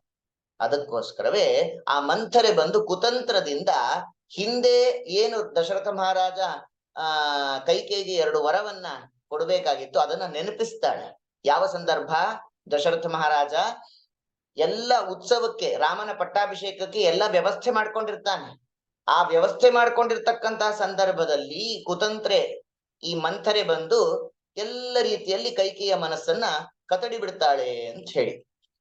ಏನದು ಅಂತಂದ್ರೆ, ಬಂದ್ ಹೇಳ್ತಾಳೆ, ನಿನಗೆ ಗೊತ್ತಾ ವಿಷಯ, ಇಷ್ಟು ಸಂತೋಷವಾಗಿದೆಯಲ್ಲ, ನಿನ್ ಜೀವನ ಹಾಳಾಗೋಯ್ತು ಅಂತ ಮಂಥರೆ ಅಂತಾಳೆ. ಯಾಕೆ ಇಷ್ಟೊಂದು ವ್ಯಥಿತಳಾಗಿದ್ದೀಯಾ, ಏನು ಸಮಸ್ಯೆ ಏನು ಹೇಳು ಅಂತ ಕೈಕೇಯಿ ಮಂಥರೇನ್ ಕೇಳ್ಬೇಕು. ಆವಾಗ ಹೇಳ್ತಾಳೆ, ನಿನಗ್ ವಿಷಯನೇ ಗೊತ್ತಿಲ್ವಾ, ಅನಿಷ್ಟೇ ಸುಭಗಾಕಾರೇ ಸೌಭಾಗ್ಯೇನ ವಿಕಥಸೆ ಚಲಂ ತವ ಸೌಭಾಗ್ಯಂ ನದ್ಯಾ ಸ್ರೋತ ಇವೋಷ್ಮಗೆ ಅಂತಾಳೆ ಮಂಥರೆ. ಏನಂತಿದಳು ಗೊತ್ತಾ? ಅಯ್ಯೋ ದಡ್ಲು ನೀನು, ಏನ್ ಗೊತ್ತಾ, ನಿನಗೆ ಇನ್ನು ಮುಂದೆ ಎಲ್ಲ ಸೌಭಾಗ್ಯಗಳು ಹೊರಟೋಯ್ತು. ಯಾಕೆ ಅಂದ್ರೆ ನೀನು ಕೌಸಲ್ಯ ದಾಸಾನುದಾಸಿ ಆಗ್ಬೇಕಾಗತ್ತೆ, ನಿನ್ ಮಗ ಭರತ ರಾಮನ ದಾಸಾನುದಾಸನ ಆಗ್ಬೇಕಾಗತ್ತೆ. ಅಲ್ಲ, ಅಂಥದ್ದೇನಾಯ್ತು ಇವಾಗ? ರಾಮನಿಗೆ ಪಟ್ಟಾಭಿಷೇಕ ಮಾಡ್ತಾ ಇದ್ದಾರೆ, ಅವನೇ ಮುಂದಿನ ಚಕ್ರವರ್ತಿ, ನಿನ್ನ ಮಗ ಆ ರಾಮನ ಅಡಿಯಾಳ ಆಗ್ಬೇಕಾಗತ್ತೆ. ರಾಮ ಚಕ್ರವರ್ತಿ ಆದದ್ರಿಂದ ಕೌಸಲ್ಯಗೆ ಅಂತಹ ರಾಮನ ತಾಯಿ ಆದದ್ರಿಂದ ಅವಳಿಗೆ ಅಗ್ರ ಪೂಜೆ ಆಗತ್ತೆ, ಅವಳೇ ಜ್ಯೇಷ್ಠಳು ಅಂತ ಆಗುತ್ತಾಳೆ. ನೀನು ಕೂಡ ಅವಳ ಸೇವೆಯನ್ನ ಮಾಡ್ಬೇಕಾಗತ್ತೆ, ಸೇವಕಿ ಆಗ್ಬೇಕಾಗತ್ತೆ ಅಂತ ಹೇಳಿ ಇಲ್ಲಿ ಒಂದು ಮಾತು ಹೇಳ್ತಾಳೆ ಕೈಕೇಯಿ, ರಾಮೇವಾ ಭರತೇವಾಹಂ ವಿಶೇಷಂ ನೋಪಲಕ್ಷಯೇ ಅಂತ. ಎಂಥ ಮಾತು ನೋಡಿ. ಕೈಕೇಯಿ ದುಷ್ಟಳಲ್ಲ, ಅವಳು ನೇರವಾಗಿ ಕೈಕೇಯಿ ರಾಮನನ್ನ ಕಾಡಿಗಟ್ಟಿದ್ಲಿಲ್ಲ. ನನಗೆ ರಾಮನಾಗ್ಲಿ ಭರತನಾಗ್ಲಿ ಏನು ವ್ಯತ್ಯಾಸ ಇಲ್ಲ ಅಂತಾಳೆ ಮಂಥರೆ. ರಾಮನಾಗ್ಲಿ ಲಕ್ಷ್ಮಣನಾಗ್ಲಿ ನನಗೇನ್ ವ್ಯತ್ಯಾಸ ಕಾಣುತ್ತೆ ನೋಡಿ. ಇಷ್ಟು ಶುದ್ಧಳು ಅವಳು ಕೈಕೇಯಿ. ಅವಳು ನೇರವಾಗಿ ರಾಮನನ್ನ 14 ವರ್ಷಕ್ಕೆ ಕಳಿಸ್ಲಿಲ್ಲ. ಅದಕ್ಕೆ ಇದ್ರ ವಿಚಾರ ನಾವು ತುಂಬಾ ಸೂಕ್ಷ್ಮ ಗಮನಿಸೋಣ, ಎಷ್ಟು ಚೆನ್ನಾಗಿದೆ ಈ ವಿಷಯ ಅನ್ನೋದನ್ನ ನಾವು ತಿಳಿಯೋಣ. ಕಥೆ ನಮಗ್ ಗೊತ್ತು, ಅದರಲ್ಲಿರುವ ಆಂತರ್ಯ ಗಮನಿಸೋಣ ಏನಾಗಿದೆ ಅಂತ. ವಸ್ತುತಸ್ತು ಹೀಗಿದ್ಲು ಕೈಕೇಯಿ, ಅವಳು ದುಷ್ಟಳಲ್ಲ. ರಾಮನ ಮೇಲೆ ಇಷ್ಟು ಪ್ರೀತಿ ಇತ್ತು ಅವಳಿಗೆ. ಯಥಾಮೇ ಭರತೋ ಮಾನ್ಯ ತಥಾ ಭೂಯೋಪಿ ರಾಘವ ಹೇಳ್ತಾಳವಳು. ನನಗೆ ಭರತ ಹೇಗೆ ಮಾನ್ಯನೋ, ಎಷ್ಟು ಪ್ರೀತ್ಯಾಸ್ಪದನೋ, ಅದಕ್ಕಿಂತ ಹೆಚ್ಚು ರಾಮನಲ್ಲಿ ಪ್ರೀತಿ ನನಗೆ ಅಂತಾಳೆ ಕೈಕೇಯಿ. ಇಂಥ ಶುದ್ಧಳಾದ ಕೈಕೇಯಿಯ ಮನಸ್ಸನ್ನ ಕದಡಿ ಬಿಟ್ಲು ಅಂತಂದ್ರೆ ಮಂಥರೆ ಹೇಗಿದ್ಲು ಆಲೋಚನೆ ಮಾಡಿ. ಇದರ ಅರ್ಥ ಏನು ಗೊತ್ತಾ? Never get influenced by anybody ಅಂತ ಅರ್ಥ. ಗೊತ್ತಾಗ್ತಿದ್ಯಾ? ಮಕ್ಕಳು ತುಂಬಾ ಹುಷಾರಾಗಿರ್ಬೇಕು. ಪ್ಯೂರ್ ಸೋಲ್ ಆಗಿರ್ತಾರೆ, ಪಾಪ ಒಳ್ಳೆಯವರಾಗಿರ್ತಾರೆ, ಎಲ್ಲೋ ಒಂದ್ ಕಡೆ ಇಂಥ ಕೆಟ್ಟವರಿಂದ ಇನ್ಫ್ಲೂಯೆನ್ಸ್ ಆಗಿ ಹಾಳಾಗೋಗ್ತಾರೆ. Please don't do it. Never get influenced by anybody. ಮನುಷ್ಯ ತಾನು ಒಳ್ಳೆ ಕೆಲಸ ಆಗ್ಲಿ ಕೆಟ್ಟ ಕೆಲಸ ಆಗ್ಲಿ ಮಾಡೋದಕ್ಕೆ 2 ಕಾರಣಗಳಿರುತ್ತೆ. ಮನುಷ್ಯ ಯಾವುದೇ ಒಂದು ಕರ್ಮವನ್ನ ಮಾಡುವಾಗ, ಅದು ಕೆಟ್ಟ ಕರ್ಮವಾಗಲಿ ಒಳ್ಳೆಯ ಕರ್ಮವಾಗಲಿ, ಅದನ್ನು ಮಾಡೋದಕ್ಕೆ 2 ಕಾರಣ. ಒಂದು ಪ್ರಭಾವ, ಇನ್ನೊಂದು ಸ್ವಭಾವ. ಇದು 2ರಿಂದನೇ ಮನುಷ್ಯ ಕೆಲಸ ಮಾಡೋದು. ಯಾವ್ದು ಗೊತ್ತಾ? ಪ್ರಭಾವ ಅಂದ್ರೆ ಎಕ್ಸ್ಟರ್ನಲ್ ಇನ್ಫ್ಲೂಯೆನ್ಸ್ ಅಂತ ಅರ್ಥ. ಸ್ವಭಾವ ಅಂದ್ರೆ ಇಂಟರ್ನಲ್ ಇನ್ಫ್ಲೂಯೆನ್ಸ್ ಅಂತ ಅರ್ಥ. ತುಂಬಾ ಅದ್ಭುತ ವಿಷಯ ಇದು, ಕೇಳ್ರಿ. ಯಾವುದೇ ಕೆಲಸ, ನೀವು ಒಳ್ಳೆ ಕೆಲಸ ಮಾಡ್ರಿ ಕೆಟ್ಟ ಕೆಲಸ ಮಾಡ್ರಿ, ಆಯ್ತಾ, you will definitely be influenced by these 2 sources. ಒಂದು ಎಕ್ಸ್ಟರ್ನಲ್, ಇನ್ನೊಂದು ಇಂಟರ್ನಲ್. ಎಕ್ಸ್ಟರ್ನಲ್ ಇನ್ಫ್ಲೂಯೆನ್ಸ್ ನೇ ಪ್ರಭಾವ ಅಂತಾರೆ, ಇಂಟರ್ನಲ್ ಇನ್ಫ್ಲೂಯೆನ್ಸ್ ನ ಸ್ವಭಾವ ಅಂತಾರೆ. ಏನದು? ಈಗ ನೋಡಿ, ಕೈಕೇಯಿ ಅವಳು ದುಷ್ಟಳೋ? ಇಲ್ಲ, ಅವಳು ಸ್ವಭಾವತಃ ಅವಳು ಸಾತ್ವಿಕಳು ಪಾಪ. ಆದ್ರಿಂದ ಅವಳು ಈಗ ರಾಮನನ್ನ ಕಾಡಿಗೆ ಅಟ್ಟಬೇಕು, ಭರತನೇ ಚಕ್ರವರ್ತಿ ಆಗ್ಬೇಕು ಅಂತ ದಶರಥನಲ್ಲಿ ಬೇಡಿದ್ಯಾಕೆ? ಎಕ್ಸ್ಟರ್ನಲ್ ಇನ್ಫ್ಲೂಯೆನ್ಸ್ ಇಂದ, ಮಂಥರೆಯ ಇನ್ಫ್ಲೂಯೆನ್ಸ್ ಇಂದ ಪ್ರಭಾವಯುಕ್ತಳಾಗಿ ಏನ್ ಮಾಡಿದ್ಲು? ಶುದ್ಧಳಾಗಿದ್ರು ಕೂಡ, ಸಾತ್ವಿಕಳಾಗಿದ್ರು ಕೂಡ ಆ ಮಂಥರೆಯ ಪ್ರಭಾವಕ್ಕೊಳಗಾಗಿ ಇಂತಹ ದುಷ್ಟ ಕಾರ್ಯವನ್ನು ಮಾಡಿದ್ಲು ಅಲ್ವಾ. ಹಾಗಾದ್ರೆ ಸಾತ್ವಿಕರು ಮತ್ತು ಅವರು ತಾಮಸರು ಅಂದ್ರೆ ಇವ್ರು ಒಳ್ಳೆಯವರು ಇವ್ರು ಕೆಟ್ಟವರು ಅಂತ ತೀರ್ಮಾನ ಹೇಗ್ ಮಾಡೋದು? ಇದು ಒಂಥರ ತಮಾಷೆ ಆಗಿದೆ. ಏನು ಅಂದ್ರೆ ಈಗ ನಾವು ಮಾಡೋದೆಲ್ಲ ಕೆಟ್ಟ ಕೆಲಸ ಮಾಡ್ತಾ ಅಯ್ಯೋ ಇದು ನನ್ ಸ್ವಭಾವ ಅಲ್ಲ ಇದು. ಯಾಕೆ ಅಂದ್ರೆ I am a pure soul ಇದು ಪ್ರಭಾವದಿಂದಲೇ ಆಗಿದೆ. Somebody has influence me, what should I do ಅಂತ ನಾವು ಜಾರಿಕೊಳ್ಬಹುದು. ಅಂದ್ರೆ ಪಲಾಯನವಾದ ಮಾಡ್ಬೋದು. ಈಗ ಕೋರ್ಟ್ ಅಲ್ಲಿ ಕೇಸ್ ಹೋದಾಗೂ ಕೂಡ ಹಿಂಗೆ ಹೇಳ್ಬೋದಲ್ಲ, ಈಗ ಮಾಡ್ಬಿಡೋದು ಎಲ್ಲ ವಿಧವಾಗಿರ್ತಕ್ಕಂಥ ಅಪಚಾರಗಳನ್ನ ಮಾಡೋದು.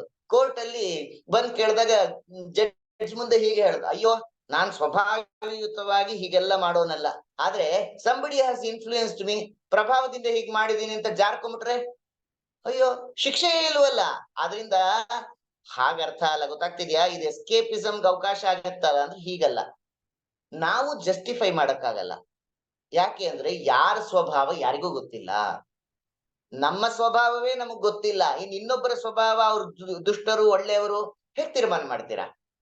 ಅದಕ್ಕೆ ಯಾವುದೇ ಮಾನದಂಡ ಇಲ್ಲ, ಅದು ದೇವರಿಗೆ ಮಾತ್ರ ಗೊತ್ತಿರೋದು ಇವನ್ ಪ್ಯೂರ್ ಸೋಲೋ ಅಲ್ವೋ ಅಂತ. So only he can justify and only he can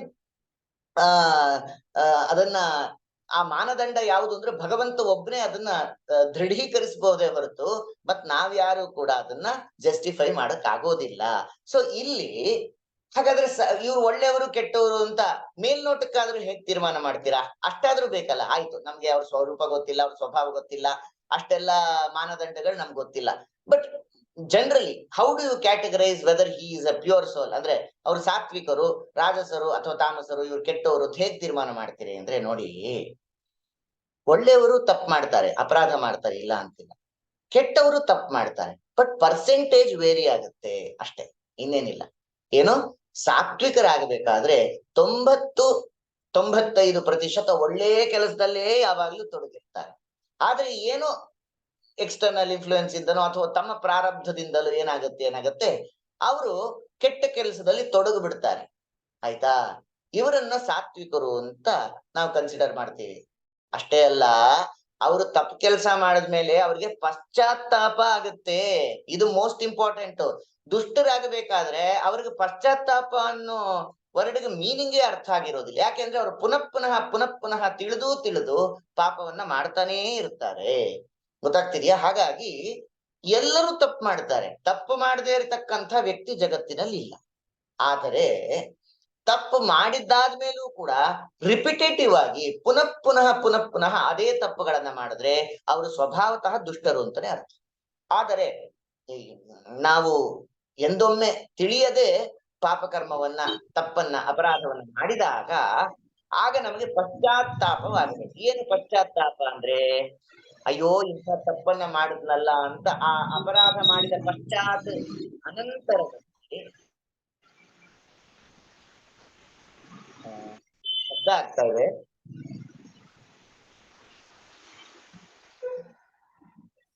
mute ಮಾಡ್ಬೇಕಂತ ಕಾಣುತ್ತೆ ಅವ್ರದ್ದು. ಆಚಾರ್ಯ, ನೀವು ಅನ್ಮ್ಯೂಟ್ ಮಾಡ್ಕೋಬಹುದು. ಈಗ ನಿಮ್ದು ಮ್ಯೂಟ್ ಆಗಿದೆ, ನೀವು ಅನ್ಮ್ಯೂಟ್ ಮಾಡಿ.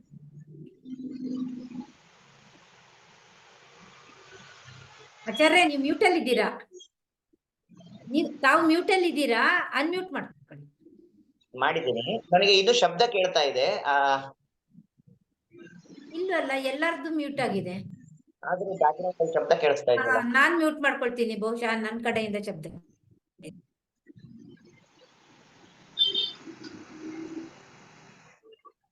ಓಕೆ, ಸೊ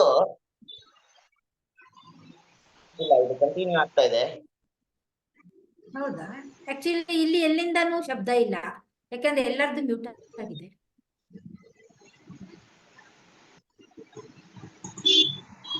ಇಲ್ಲ, ಇಲ್ಲಿ ಎಲ್ಲ ಎಕ್ಸ್ಟರ್ನಲ್ ವಾಯ್ಸ್, ಯಾರೋ ಟ್ರಾಫಿಕ್ ಅಲ್ಲಿ ಇದ್ದಾರೆ, ಅವ್ರ ವಾಯ್ಸ್ ಎಲ್ಲ ಕೇಳ್ತಾ ಇದೆ. ಟ್ರಾಫಿಕ್ ವಾಯ್ಸ್ ಎಲ್ಲ ಕೇಳ್ತಾ ಇದೆ. ಇಲ್ಲ, ಎಲ್ಲರೂ ಮ್ಯೂಟ್ ಆಗಿದೆ. ಅದೇ ಅದು ಆಗಿದ್ರೆ ನನ್ ಕಡೆಯಿಂದಾನೆ, ಅದಕ್ಕೆ ಮನೆ ಹತ್ರ ಶಬ್ದ ನಾನು ಮ್ಯೂಟ್ ಮಾಡಿದ್ದೀನಿ. ಇಲ್ಲ, ಮ್ಯೂಟ್ ಆಗಿಲ್ಲ. ಓಕೆ, ಈಗ ಸರಿ ಆಯ್ತು.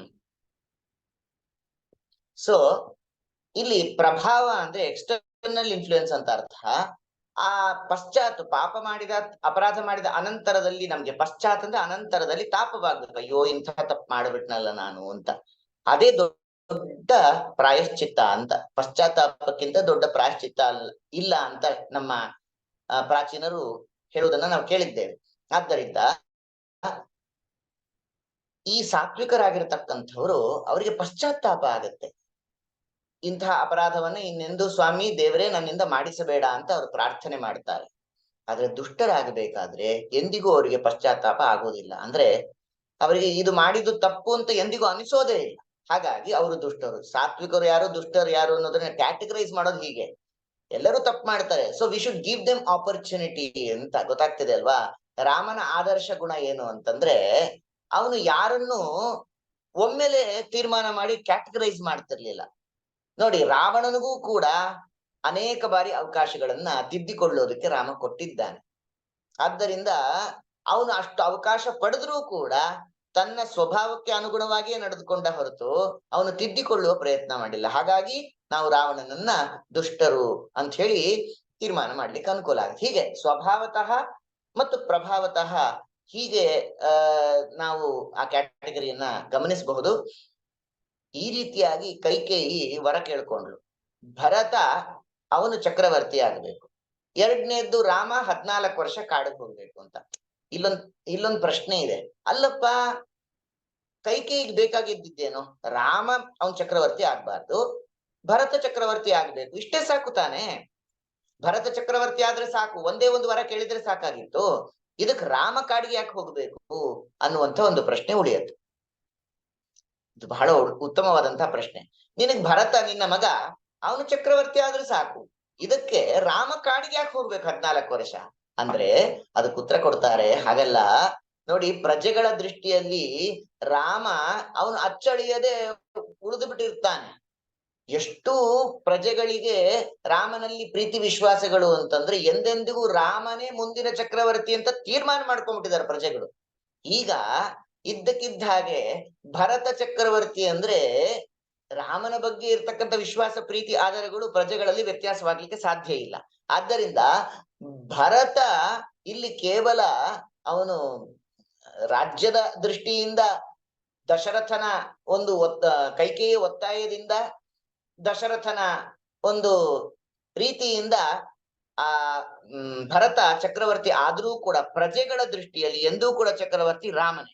ಆದ್ರಿಂದ ರಾಮ ಎಲ್ಲಿವರೆಗೂ ಅವನಿಲ್ಲಿರ್ತಾನೆ, ಅಯೋಧ್ಯ ಪಟ್ಟಣದಲ್ಲಿ ನೆಪ ಮಾತ್ರಕ್ಕೆ ಭರತ ಚಕ್ರವರ್ತಿ, ಆದ್ರೆ ಪ್ರಜೆಗಳ ದೃಷ್ಟಿಯಲ್ಲಿ ರಾಮನೇ ಚಕ್ರವರ್ತಿ ಆಗಿರುತ್ತಾನೆ. ಆದ್ದರಿಂದ ರಾಮ ಅಯೋಧ್ಯ ಪಟ್ಟಣದಲ್ಲಿ ಇರಬಾರ್ದು, ಅವನು ತಕ್ಷಣ ಕಾಡಿಗೆ ಹೋಗ್ಬೇಕು. 14 ವರ್ಷ ಕಾಡಿಗೆ ಹೋಗ್ಬೇಕು, ಭರತ ಆಗ ಚಕ್ರವರ್ತಿ ಆಗ್ಬಹುದು ಅನ್ನುವ ಒಂದು ಉದ್ದೇಶದಿಂದ ಕೈಕೇಯಿ ಈ 2 ವರಗಳನ್ನ ಕೇಳಿಕೊಡ್ತಾಳೆ ಅಂತ ನಾವು ಭಾವಿಸ್ಬೇಕು. ಇಷ್ಟಾದ ಮೇಲೆ ಕೈಕೇಯಿ ಮತ್ತು ರಾಮನಿಗೆ ಕೈಕೇಯಿ ಬಂದು ಹೇಳ್ತಾಳೆ ಈ ವಿಚಾರವನ್ನ, ಭರತನೇ ಚಕ್ರವರ್ತಿ ಆಗ್ತಾನೆ, ಹಿಂದೆ ನಿನ್ನ ತಂದೆ ನನಗೆ ಮಾತು ಕೊಟ್ಟಿದ್ರು, 2 ವರವನ್ನ ನಾನು ಬೇಡಿದ್ದೇನೆ, ರಾಮ ನೀನ್ ಕಾಡಿಗೆ ಹೋಗ್ಬೇಕು, ರಾಮ ನೀನ್ ಕಾಡಿಗೆ ಹೋಗ್ಬೇಕು, ಅಷ್ಟೇ ಅಲ್ಲ ಭರತ ಚಕ್ರವರ್ತಿ ಆಗಬೇಕು ಅಂತ ಹೇಳಿದ ತಕ್ಷಣ ರಾಮ ಎಂಥ ಗುಣವಂತ. ರಾಮ ಅವನ ವ್ಯಕ್ತಿತ್ವ ಹೇಗಿತ್ತು, ಬೇಸರ ಮಾಡ್ಕೊಳ್ಳಿಲ್ಲ ತಾಯಿಯಲ್ಲಿ. ನೋಡಿ, ರಾಮ ಹೇಳ್ತಾನೆ ಏನ್ ಗೊತ್ತಾ, ಅನುಕ್ತೋಪಿ ಅತ್ರ ಭವತ್ಯಾ ವಚನಾದಹಂ ವನೇ ವತ್ಸ್ಯಾಮಿ ವಿಜನೆ ವರ್ಷಾಣೀಹ 14 ನ ಮಾನಂ ಮೈ ಕೈಕೇಯಿ ಕಿಂಚಿದ್ ಆಶಂಸಸೆ ಗುರುಂ ಯದ್ ರಾಜಾನಂ ಅವೋಚಸ್ತ್ವಂ ಮಮೇಶ್ವರತರ ಸತಿ ಅಂತ ರಾಮ ಹೇಳ್ತಕ್ಕಂಥ ಮಾತಿದು. ಏನ್ ಗೊತ್ತಾ, ತಾಯಿ ಕೈಕೇಯಿ ನಿನಗೆ ನನ್ನ ಮೇಲೆ ಎಷ್ಟು ಪ್ರೀತಿನೇ, ಬಹಳ ಪ್ರೀತಿ. ನೋಡಿ, ರಾಮನ ಆ ವ್ಯಕ್ತಿತ್ವ ನೋಡಿ, ಎಲ್ಲದರಲ್ಲೂ ಗುಣವನ್ನೇ ಕಾಣ್ತಕ್ಕಂಥದ್ದು, ಅವನಲ್ಲಿ ನೆಗೆಟಿವಿಟಿನೇ ಇಲ್ಲ, ದೋಷ ಎಂದೂ ದೇವರು ಎಣಿಸೋದಿಲ್ಲ ಅಂತ, ಗುಣಗ್ರಾಹಿ ಪರಮಾತ್ಮ ಅಂತ. ಅದಕ್ಕೆ ಒಂದು ದೃಷ್ಟಾಂತ ಕೊಡ್ತಾರೆ, ಹಂಸ ಕ್ಷೀರ ನ್ಯಾಯ ಅಂತ. ಈ ಹಂಸ ಪಕ್ಷಿಗೆ ಒಂದು ವಿಶೇಷವಾಗಿರ್ತಕ್ಕಂತಹ ಸಾಮರ್ಥ್ಯ ಇದೆ. ಒಂದೇ ಚಷಕ ಅಂದ್ರೆ ಲೋಟದಲ್ಲಿ ನೀವು ಹಾಲಿಗೆ ನೀರನ್ನ ಬೆರೆಸಿಟ್ರೆ, ಪ್ರತ್ಯೇಕವಾಗಿ ಅಲ್ಲ, ಒಂದೇ ಲೋಟದಲ್ಲಿ ಹಾಲು ನೀರು ಎರಡನ್ನು ಬೆರೆಸಿಟ್ರೆ ಹಂಸ ಅದು ಕೇವಲ ಹಾಲಿನ ಭಾಗವನ್ನ ಮಾತ್ರ ಹೀರುತ್ತೆ. ಆಯ್ತಾ, ನೀರಿನ ಭಾಗವನ್ನು ಹಾಗೆ ಬಿಡುತ್ತೆ. ಇದು ಹಂಸ ಪಕ್ಷಿಗಿರತಕ್ಕಂಥ ವಿಶೇಷ ಸಾಮರ್ಥ್ಯ. ಆದ್ರೆ ಏನರ್ಥ, ನಾವು ಕೂಡ ಜಗತ್ತಿನಲ್ಲಿ ಎಲ್ಲರಲ್ಲೂ ಕೂಡ ಗುಣದೋಷಗಳು ಅಂತ ಮಿಶ್ರ ಗುಣಗಳಿವೆ. ಒಬ್ಬ ವ್ಯಕ್ತಿ ಅಂದ ಮೇಲೆ ಗುಣವೂ ಇರುತ್ತೆ, ದೋಷವೂ ಇರುತ್ತೆ. ನಾವು ಹಂಸ ಕ್ಷೀರ ನ್ಯಾಯೇನ, ನಾವು ಕೇವಲ ಹಾಲಿನಂತೆ ಇರತಕ್ಕಂತಹ ಆ ಗುಣಗಳನ್ನ ಮಾತ್ರ ಸ್ವೀಕರಿಸಬೇಕು. ನೀರಿನ ರೂಪದಲ್ಲಿರ್ತಕ್ಕಂತಹ ಆ ದೋಷಗಳನ್ನೆಲ್ಲ ಅವರಲ್ಲೇ ಬಿಡಬೇಕು ಅನ್ನೋದನ್ನ ರಾಮ ತೋರಿಸ್ಕೊಡ್ತಾ ಇದ್ದಾನೆ. ಗೊತ್ತಾಗ್ತಿದ್ಯಾ? ಎಲ್ಲರಲ್ಲೂ ದೋಷ ಇದೆ. ದೋಷ ಇಲ್ಲದೆ ಇರುವಂತಹ ವ್ಯಕ್ತಿ ಅಂದ್ರೆ ಭಗವಂತ ಒಬ್ಬನೇ. ಎಲ್ಲರಲ್ಲೂ ದೋಷ ಇದೆ. ಆದ್ರೆ ನೋಡಿ, ಸಾತ್ವಿಕರಲ್ಲಿ ಆಗಬೇಕಾದ್ರೆ ದೋಷದ ಪರ್ಸೆಂಟೇಜ್ ಕಡಿಮೆ ಇರುತ್ತೆ. ಅದಕ್ಕೆ ಅವರನ್ನ ಸಾತ್ವಿಕರು, ಉತ್ತಮರು ಅನ್ನೋದು. ಅವರಲ್ಲಿ ದೋಷವೇ ಇಲ್ಲ ಅಂತ ಅಲ್ಲ, ದೋಷ ಎಲ್ಲರಲ್ಲೂ ಇದೆ, ಆದ್ರೆ ಪರ್ಸೆಂಟೇಜು ಕಡಿಮೆ ಇದೆ. ನಮ್ಮಲ್ಲಿ ಜಾಸ್ತಿ ಇರುತ್ತೆ, ಅವ್ರಲ್ಲಿ ಕಡಿಮೆ ಇರುತ್ತೆ ಅಂತ ಅರ್ಥ. ಹೀಗೆ ಅವರನ್ನು ಉತ್ತಮರು, ಮಧ್ಯಮರು, ಅಧಮರು ಅಂತ ಹೀಗೆ ನಾವು ಚಿಂತನೆ ಮಾಡ್ತೇವೆ. ರಾಮ ಹೇಳ್ತಾನೆ ಕೈಕೇಯಿಗೆ, ನೀನ್ ಕಾಡ್ಗೆ ಹೋಗು ಅಂದ ತಕ್ಷಣ ಬೇಜಾರು ಮಾಡ್ಕೊಳ್ಳಿಲ್ಲ, ತಾಯಿಯನ್ನ ಆಡಬಾರ್ದು ಮಾತು ಆಡ್ಲಿಲ್ಲ. ಎಷ್ಟು ಗೌರವದಿಂದ ಕಾಣ್ತಾನೆ ನೋಡಿ ಆ ಪ್ರಸಂಗದಲ್ಲೂ ರಾಮ. ಇದು ಅವನ ಆದರ್ಶ. ಏನ್ ಹೇಳ್ತಾನೆ ಅಂದ್ರೆ, ತಾಯಿ, ಅಮ್ಮ ಕೈಕೇಯಿ, ನಿನಗೆ ಎಷ್ಟು ಪ್ರೀತಿನೇ ನನ್ನ ಮೇಲೆ. ಏನು ಪ್ರೀತಿ? 14 ವರ್ಷ ಕಾಡ್ಗೆ ಹೋಗು ಅಂತಿದ್ದಾಳೆ ತಾಯಿ, ಪ್ರೀತಿ ಅಂತನಲ್ಲ ರಾಮ. ಅಂದ್ರೆ ನಿನಗೆ ಭರತನಿಗಿಂತಲೂ ನನ್ನ ಮೇಲೆ ಅತಿಯಾದ ಪ್ರೀತಿ ಅಂತನ್ ರಾಮ. ಆ ಗುಣಗ್ರಾಹಿ ನೋಡಿ ದೇವರು ಏನಂತಾನು. ಯಾಕೆ ಗೊತ್ತ ಈ ಮಾತು ಹೇಳಿದ್ದು ರಾಮ? ನಿನಗೆ ದೂರದೃಷ್ಟಿ ಬಹಳ ತಾಯಿ, ನನ್ನ ಮೇಲೆ ಬಹಳ ಪ್ರೀತಿ ನಿನಗೆ. ಅದಕ್ಕೆ ಏನ್ ಮಾಡ್ತಿದ್ಯಾ ಅಂದ್ರೆ, ನಿನ್ನ ಹೆತ್ತ ಮಗನಾದಂತಹ ಭರತನಿಗೆ ಕಷ್ಟ ಇರಲಿ, ನನಗ್ ಕಷ್ಟ ಬೇಡ ಅನ್ನೋದಲ್ವಾ ನಿನ್ನ ವಿವೇಚನೆ. ರಾಮ ಹೇಳ್ತಾನೆ. ಏನದು ಅಂದ್ರೆ, ಈ ಚಕ್ರವರ್ತಿ ಆಗ್ತಕ್ಕಂಥದ್ದು ಅಂತಂದ್ರೆ ಅದು ಸಾಮಾನ್ಯ ಕೆಲಸ ಅಲ್ಲ, ಬಹಳ ಜವಾಬ್ದಾರಿಯುತವಾದ ಕೆಲಸ ಅದು. ಬೆಳಗ್ಗೆಯಿಂದ ರಾತ್ರಿವರೆಗೂ ಪುರುಸೊತ್ತೇ ಇಲ್ಲದೆ, ವಿಶ್ರಮಿಸಿಕೊಳ್ಳದೆ, ಆಯಾಸದಿಂದ ಪ್ರಜಾ ಒಂದು ರಕ್ಷಣೆಗೋಸ್ಕರವಾಗಿ ದುಡಿಬೇಕಾಗತ್ತೆ. ಅಲ್ಲಿ ವಿಶ್ರಾಂತಿಗೆ ಅವಕಾಶವೇ ಇಲ್ಲ. ಬಹಳ ಶ್ರಮ, ಆಯಾಸ ಇವೆಲ್ಲ ಆಗತ್ತೆ. ನಿನಗ್ ನನ್ನ ಮೇಲೆ ಎಷ್ಟು ಪ್ರೀತಿ ಅಂದ್ರೆ, ಭರತನಿಗೆ ಈ ಶ್ರಮ ಆಯಾಸಗಳೆಲ್ಲ ಇರ್ಲಿ, ಆ ರಾಜ್ಯದ ಹೊಣೆಗಾರಿಕೆ, ಜವಾಬ್ದಾರಿ, ಶ್ರಮ, ಆಯಾಸ ಎಲ್ಲ ನಿನ್ನ ಹೆತ್ತ ಮಗನಾದಂತಹ ಭರತನಿಗಿರ್ಲಿ. ಆದ್ರೆ ರಾಮ, ನೀನು ಕಾಡಲ್ಲಿದ್ರು ಸುಖವಾಗಿರು ಅನ್ನೋದಲ್ವಾ ನಿನ್ನ ಬಯಕೆ. ಇದು ರಾಮನ ಮಾತು. ಇಂಥ ಅದ್ಭುತವಾದಂತ ಆದರ್ಶವನ್ನ ರಾಮ ತೋರಿಸ್ಕೊಡ್ತಾನೆ. ಅಂದ್ರೆ ಏನು, ನಾವ್ ಯಾವಾಗ್ಲೂ ಅಷ್ಟೇ ಗುಣಗ್ರಾಹಿಗಳಾಗಬೇಕೇ ಹೊರತು ದೋಷಗ್ರಾಹಿಗಳಾಗಬಾರದು ಅಂತ ಅರ್ಥ. ಯಾವಾಗ್ಲೂ ಮನುಷ್ಯನಿಗೆ ದೋಷಗಳೇ ತೋರುತ್ತೆ. ಅದಕ್ಕೆ ಹೇಳ್ತಾರ ಒಂದ್ ಮಾತು, ನಮಗೆ ಅಸೂಯೆ ಇರಬಾರ್ದು. ಏನು ಅನಸೂಯ ಅಂದ್ರೆ, ಅಸೂಯೆ ಇಲ್ದೇ ಇರೋದು ಜಲಸ್ ಆಗಬಾರ್ದು, ಹೊಟ್ಟೆ ಕಿಚ್ಚು ಪಡಬಾರ್ದು, ಇವೆಲ್ಲ ಹೇಳ್ತಾರಲ್ಲ. ಆ ಗುಣದಲ್ಲಿ ರಾಮ ತೋರಿಸಿಕೊಡ್ತಾನೆ. ಏನು ಅಂದ್ರೆ, ನ ಗುಣಾನ್ ಗುಣಿನೋ ಹಂತಿ, ನ ಸ್ತೌತಿ ಆತ್ಮಗುಣಾನಪಿ ಪ್ರಹೃಷ್ಯತೆ ನಾಣ್ಯ ದೋಷೈಹಿ ಅಂತ. ಈ ಮಾತನ್ನೆಲ್ಲ ಅಂಡರ್ಲೈನ್ ಮಾಡ್ಕೊಳ್ಳಿ, ಅದ್ಭುತವಾದಂತ ಮಾತುಗಳು ಇವೆಲ್ಲ.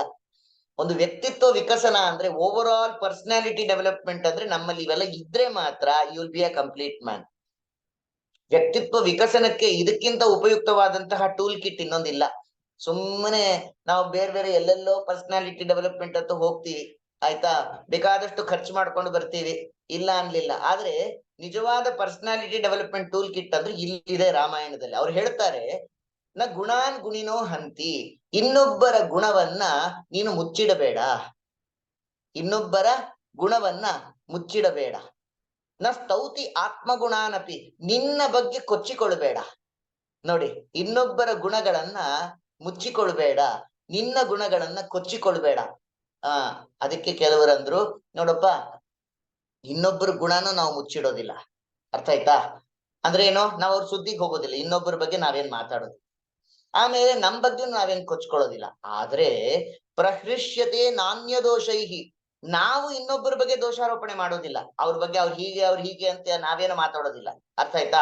ಅವ್ರ ಗುಣವನ್ನು ಹೊಗಳೋದಿಲ್ಲ, ಅವ್ರ ದೋಷವನ್ನು ಹೇಳೋದಿಲ್ಲ, ನಮ್ ಬಗ್ಗೆನೂ ನಾವೇನ್ ಹೇಳ್ಕೊಳ್ಳೋದಿಲ್ಲ. ಆದ್ರೆ ಇನ್ನೊಬ್ಬರ ಬಗ್ಗೆ ಯಾರು ಮಾತಾಡ್ಕೊತಾ ಇದ್ರೆ ನನ್ ಖುಷಿ ಆಗಬಾರ್ದು.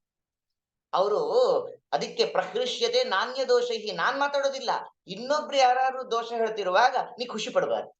ಪ್ರಹೃಷ್ಯತೆ ನ ಅನ್ಯ ದೋಷೈಹಿ, ನಾ ಮಾತಾಡೋದಿಲ್ಲ, ಆದ್ರೆ ಇನ್ನೊಬ್ರು ಮಾತಾಡುವಾಗ ಕೇಳಿ, ಹೌದಾ, ಹೌದು, ನಾನು ಅನ್ಕೊಂಡಿದ್ದೆ ಅಂತಾನೂ ಅನ್ಬಾರದು ನೀನು. ಪ್ರಹೃಷ್ಯತೆ ನ ಅನ್ಯ ದೋಷೈಹಿ, ಇನ್ನೊಬ್ಬರ ದೋಷಾರೋಪಣೆಯನ್ನ ಕೇಳಿ ಖುಷಿ ಪಡಬೇಡ. ಈ ಮೂರು ನಿನ್ನಲ್ಲಿ ಇದ್ರೆ ನೀನು ನಿಜವಾಗ್ಲೂ ಒಳ್ಳೆಯ ಮನುಷ್ಯ ಅಂತ ಹೇಳ್ತಾರೆ. ಆದ್ರಿಂದ ರಾಮ ನೋಡಿ ಎಂದೂ ಕೂಡ ಇನ್ನೊಬ್ಬರ ಗುಣವನ್ನ ಹೇಳದೆ ಬಿಡ್ತಿರ್ಲಿಲ್ಲ, ಅದನ್ನ ಮುಚ್ಚಿಡ್ತಿರ್ಲಿಲ್ಲ. ಅಂದ್ರೆ ಏನು? ಮತ್ತೊಬ್ಬರ ಗುಣವನ್ನ ಮುಚ್ಚಿಡಬೇಡ, ಇನ್ನೊಬ್ಬರ ದೋಷ ಬಿಚ್ಚಿಡಬೇಡ, ನಿನ್ನ ಗುಣವನ್ನ ಮುಚ್ಚಿಡಬೇಡ. ಮತ್ತಷ್ಟೇ ಅಲ್ಲ, ಇನ್ನೊಬ್ಬರ ದೋಷಗಳನ್ನ ಕೊಂಡಾಡಿದಾಗ ನೀನ್ ಅದನ್ನ ಕೇಳಿ ಖುಷಿ ಪಡಬೇಡ. ಇಷ್ಟು ವಿಚಾರ ಹೇಳ್ತಾನೆ ರಾಮ. ಇದನ್ನ ಅನಸೂಯ ಅನ್ನೋದು. ಅನಸೂಯ ಅಂದ್ರೆ ಇದು. ಜಲಸಾಗದೆ ಇರೋದು ಅಂದ್ರೆ ಏನರ್ಥ ಇದೆ. ಇಷ್ಟು ಅದ್ಭುತವಾದಂತ ಡೆಫಿನೇಷನ್ ಪ್ರಾಯ ಇನ್ಯಾರು ಕೊಡ್ಲಿಕ್ಕೆ ಸಾಧ್ಯ ಇಲ್ಲ. ಶಾಸ್ತ್ರವೇ ಈ ನಿರ್ವಚನವನ್ನು ಮಾಡೋದು. ಜಲಸಾಗೋದು, ಹೊಟ್ಟೆ ಕಿಚ್ಚು ಪಡೋದು ಅಂದ್ರೆ ಏನು? ಇಷ್ಟೇ. ಆದ್ದರಿಂದ ರಾಮನಲ್ಲಿ ಈ ಮೂರು ಇತ್ತು ನೋಡಿ. ಇನ್ನೊಬ್ಬರ ಗುಣವನ್ನ ಎಂದು ಅವನು ಮುಚ್ಚಿಡ್ತಿರ್ಲಿಲ್ಲ. ಸ್ವಲ್ಪ ಅಲ್ಪವಾಗಿರ್ತಕ್ಕಂಥ ಗುಣವನ್ನು ಎತ್ತಿ ಹಿಡಿತಾ ಇದ್ದ. ಕೈಕೇಯಿ ವಿಚಾರದಲ್ಲಿ ನಾವು ನೋಡ್ತಾ ಇದ್ದೀವಿ. ಏನ್ ಹೇಳ್ತಾ ಇದ್ದಾನೆ ರಾಮ? ತಾಯಿ ಎಷ್ಟು ಪ್ರೀತಿನೇ ನಿನಗೆ, ನನ್ನ ಮೇಲೆ ಭರತನಿಗಿಂತ ಹೆಚ್ಚು ಪ್ರೀತಿ. ಕಳಿಸ್ತಾ ಇದ್ದಾಳೆ 14 ವರ್ಷ ಕಾಡಿಗೆ ಹೋಗುವಂತ. ಅಲ್ಲೂ ಕೂಡ ಪಾಸಿಟಿವಿಟಿ ಹುಡುಕ್ತಾ ಇದ್ದಾನೆ ರಾಮ. ಅಲ್ಲೂ ಕೂಡ ಗುಣವನ್ನೇ ಹುಡುಕ್ತಾ ಇದ್ದಾನೆ. ದೋಷನ ತಾಯಿಯಲ್ಲಿ ಆರೋಪಣೆನೂ ಮಾಡ್ಲಿಲ್ಲ, ಅದ್ರ ಬಗ್ಗೆ ವಿಚಾರನೂ ಮಾಡ್ಲಿಲ್ಲ ದೇವರು. ಹಾಗೆ ಹೇಳ್ತಾನೆ, ನಾನು 14 ವರ್ಷ ಕಾಡಲ್ಲಿದ್ರು ಕೂಡ ಸುಖವಾಗಿ ಆನಂದವಾಗಿ ಅಂತಹ ಪರಿಸರದಲ್ಲಿ ಇದ್ದು ಬರಬೇಕು ಅನ್ನೋದಲ್ವಾ ನಿನ್ನ ಒಂದು ವಿವೇಚನೆ? ಬಹಳ ಸಂತೋಷ ತಾಯಿ, ಇನ್ನಿ ಒಂದು ಮಾತೃ ಮಮತೆಗೆ ಅಂತ ದೇವರು ನಮಸ್ಕಾರ ಮಾಡ್ತಾನೆ ಕೈಗೆ. ಇದು ರಾಮನ ಆದರ್ಶ ಗುಣಗಳು ಅಂತ ನಾವು ತಿಳಿಬೇಕು. ಇದು ಕೈಕೆ ವಿಚಾರದಲ್ಲಿ ನಾವು ಕೇಳ್ತೇವೆ. ಆಮೇಲೆ ಪ್ರಧಾನವಾಗಿರ್ತಕ್ಕಂಥ ಇನ್ನೊಂದು ಘಟ್ಟ ಬರುತ್ತೆ.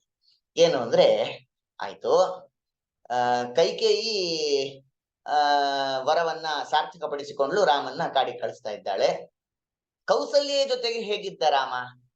ಕೌಸಲ್ಯ ತಾಯಿ ಬಂದು ಕೇಳ್ಕೋತಾಳೆ ರಾಮನನ್ನ.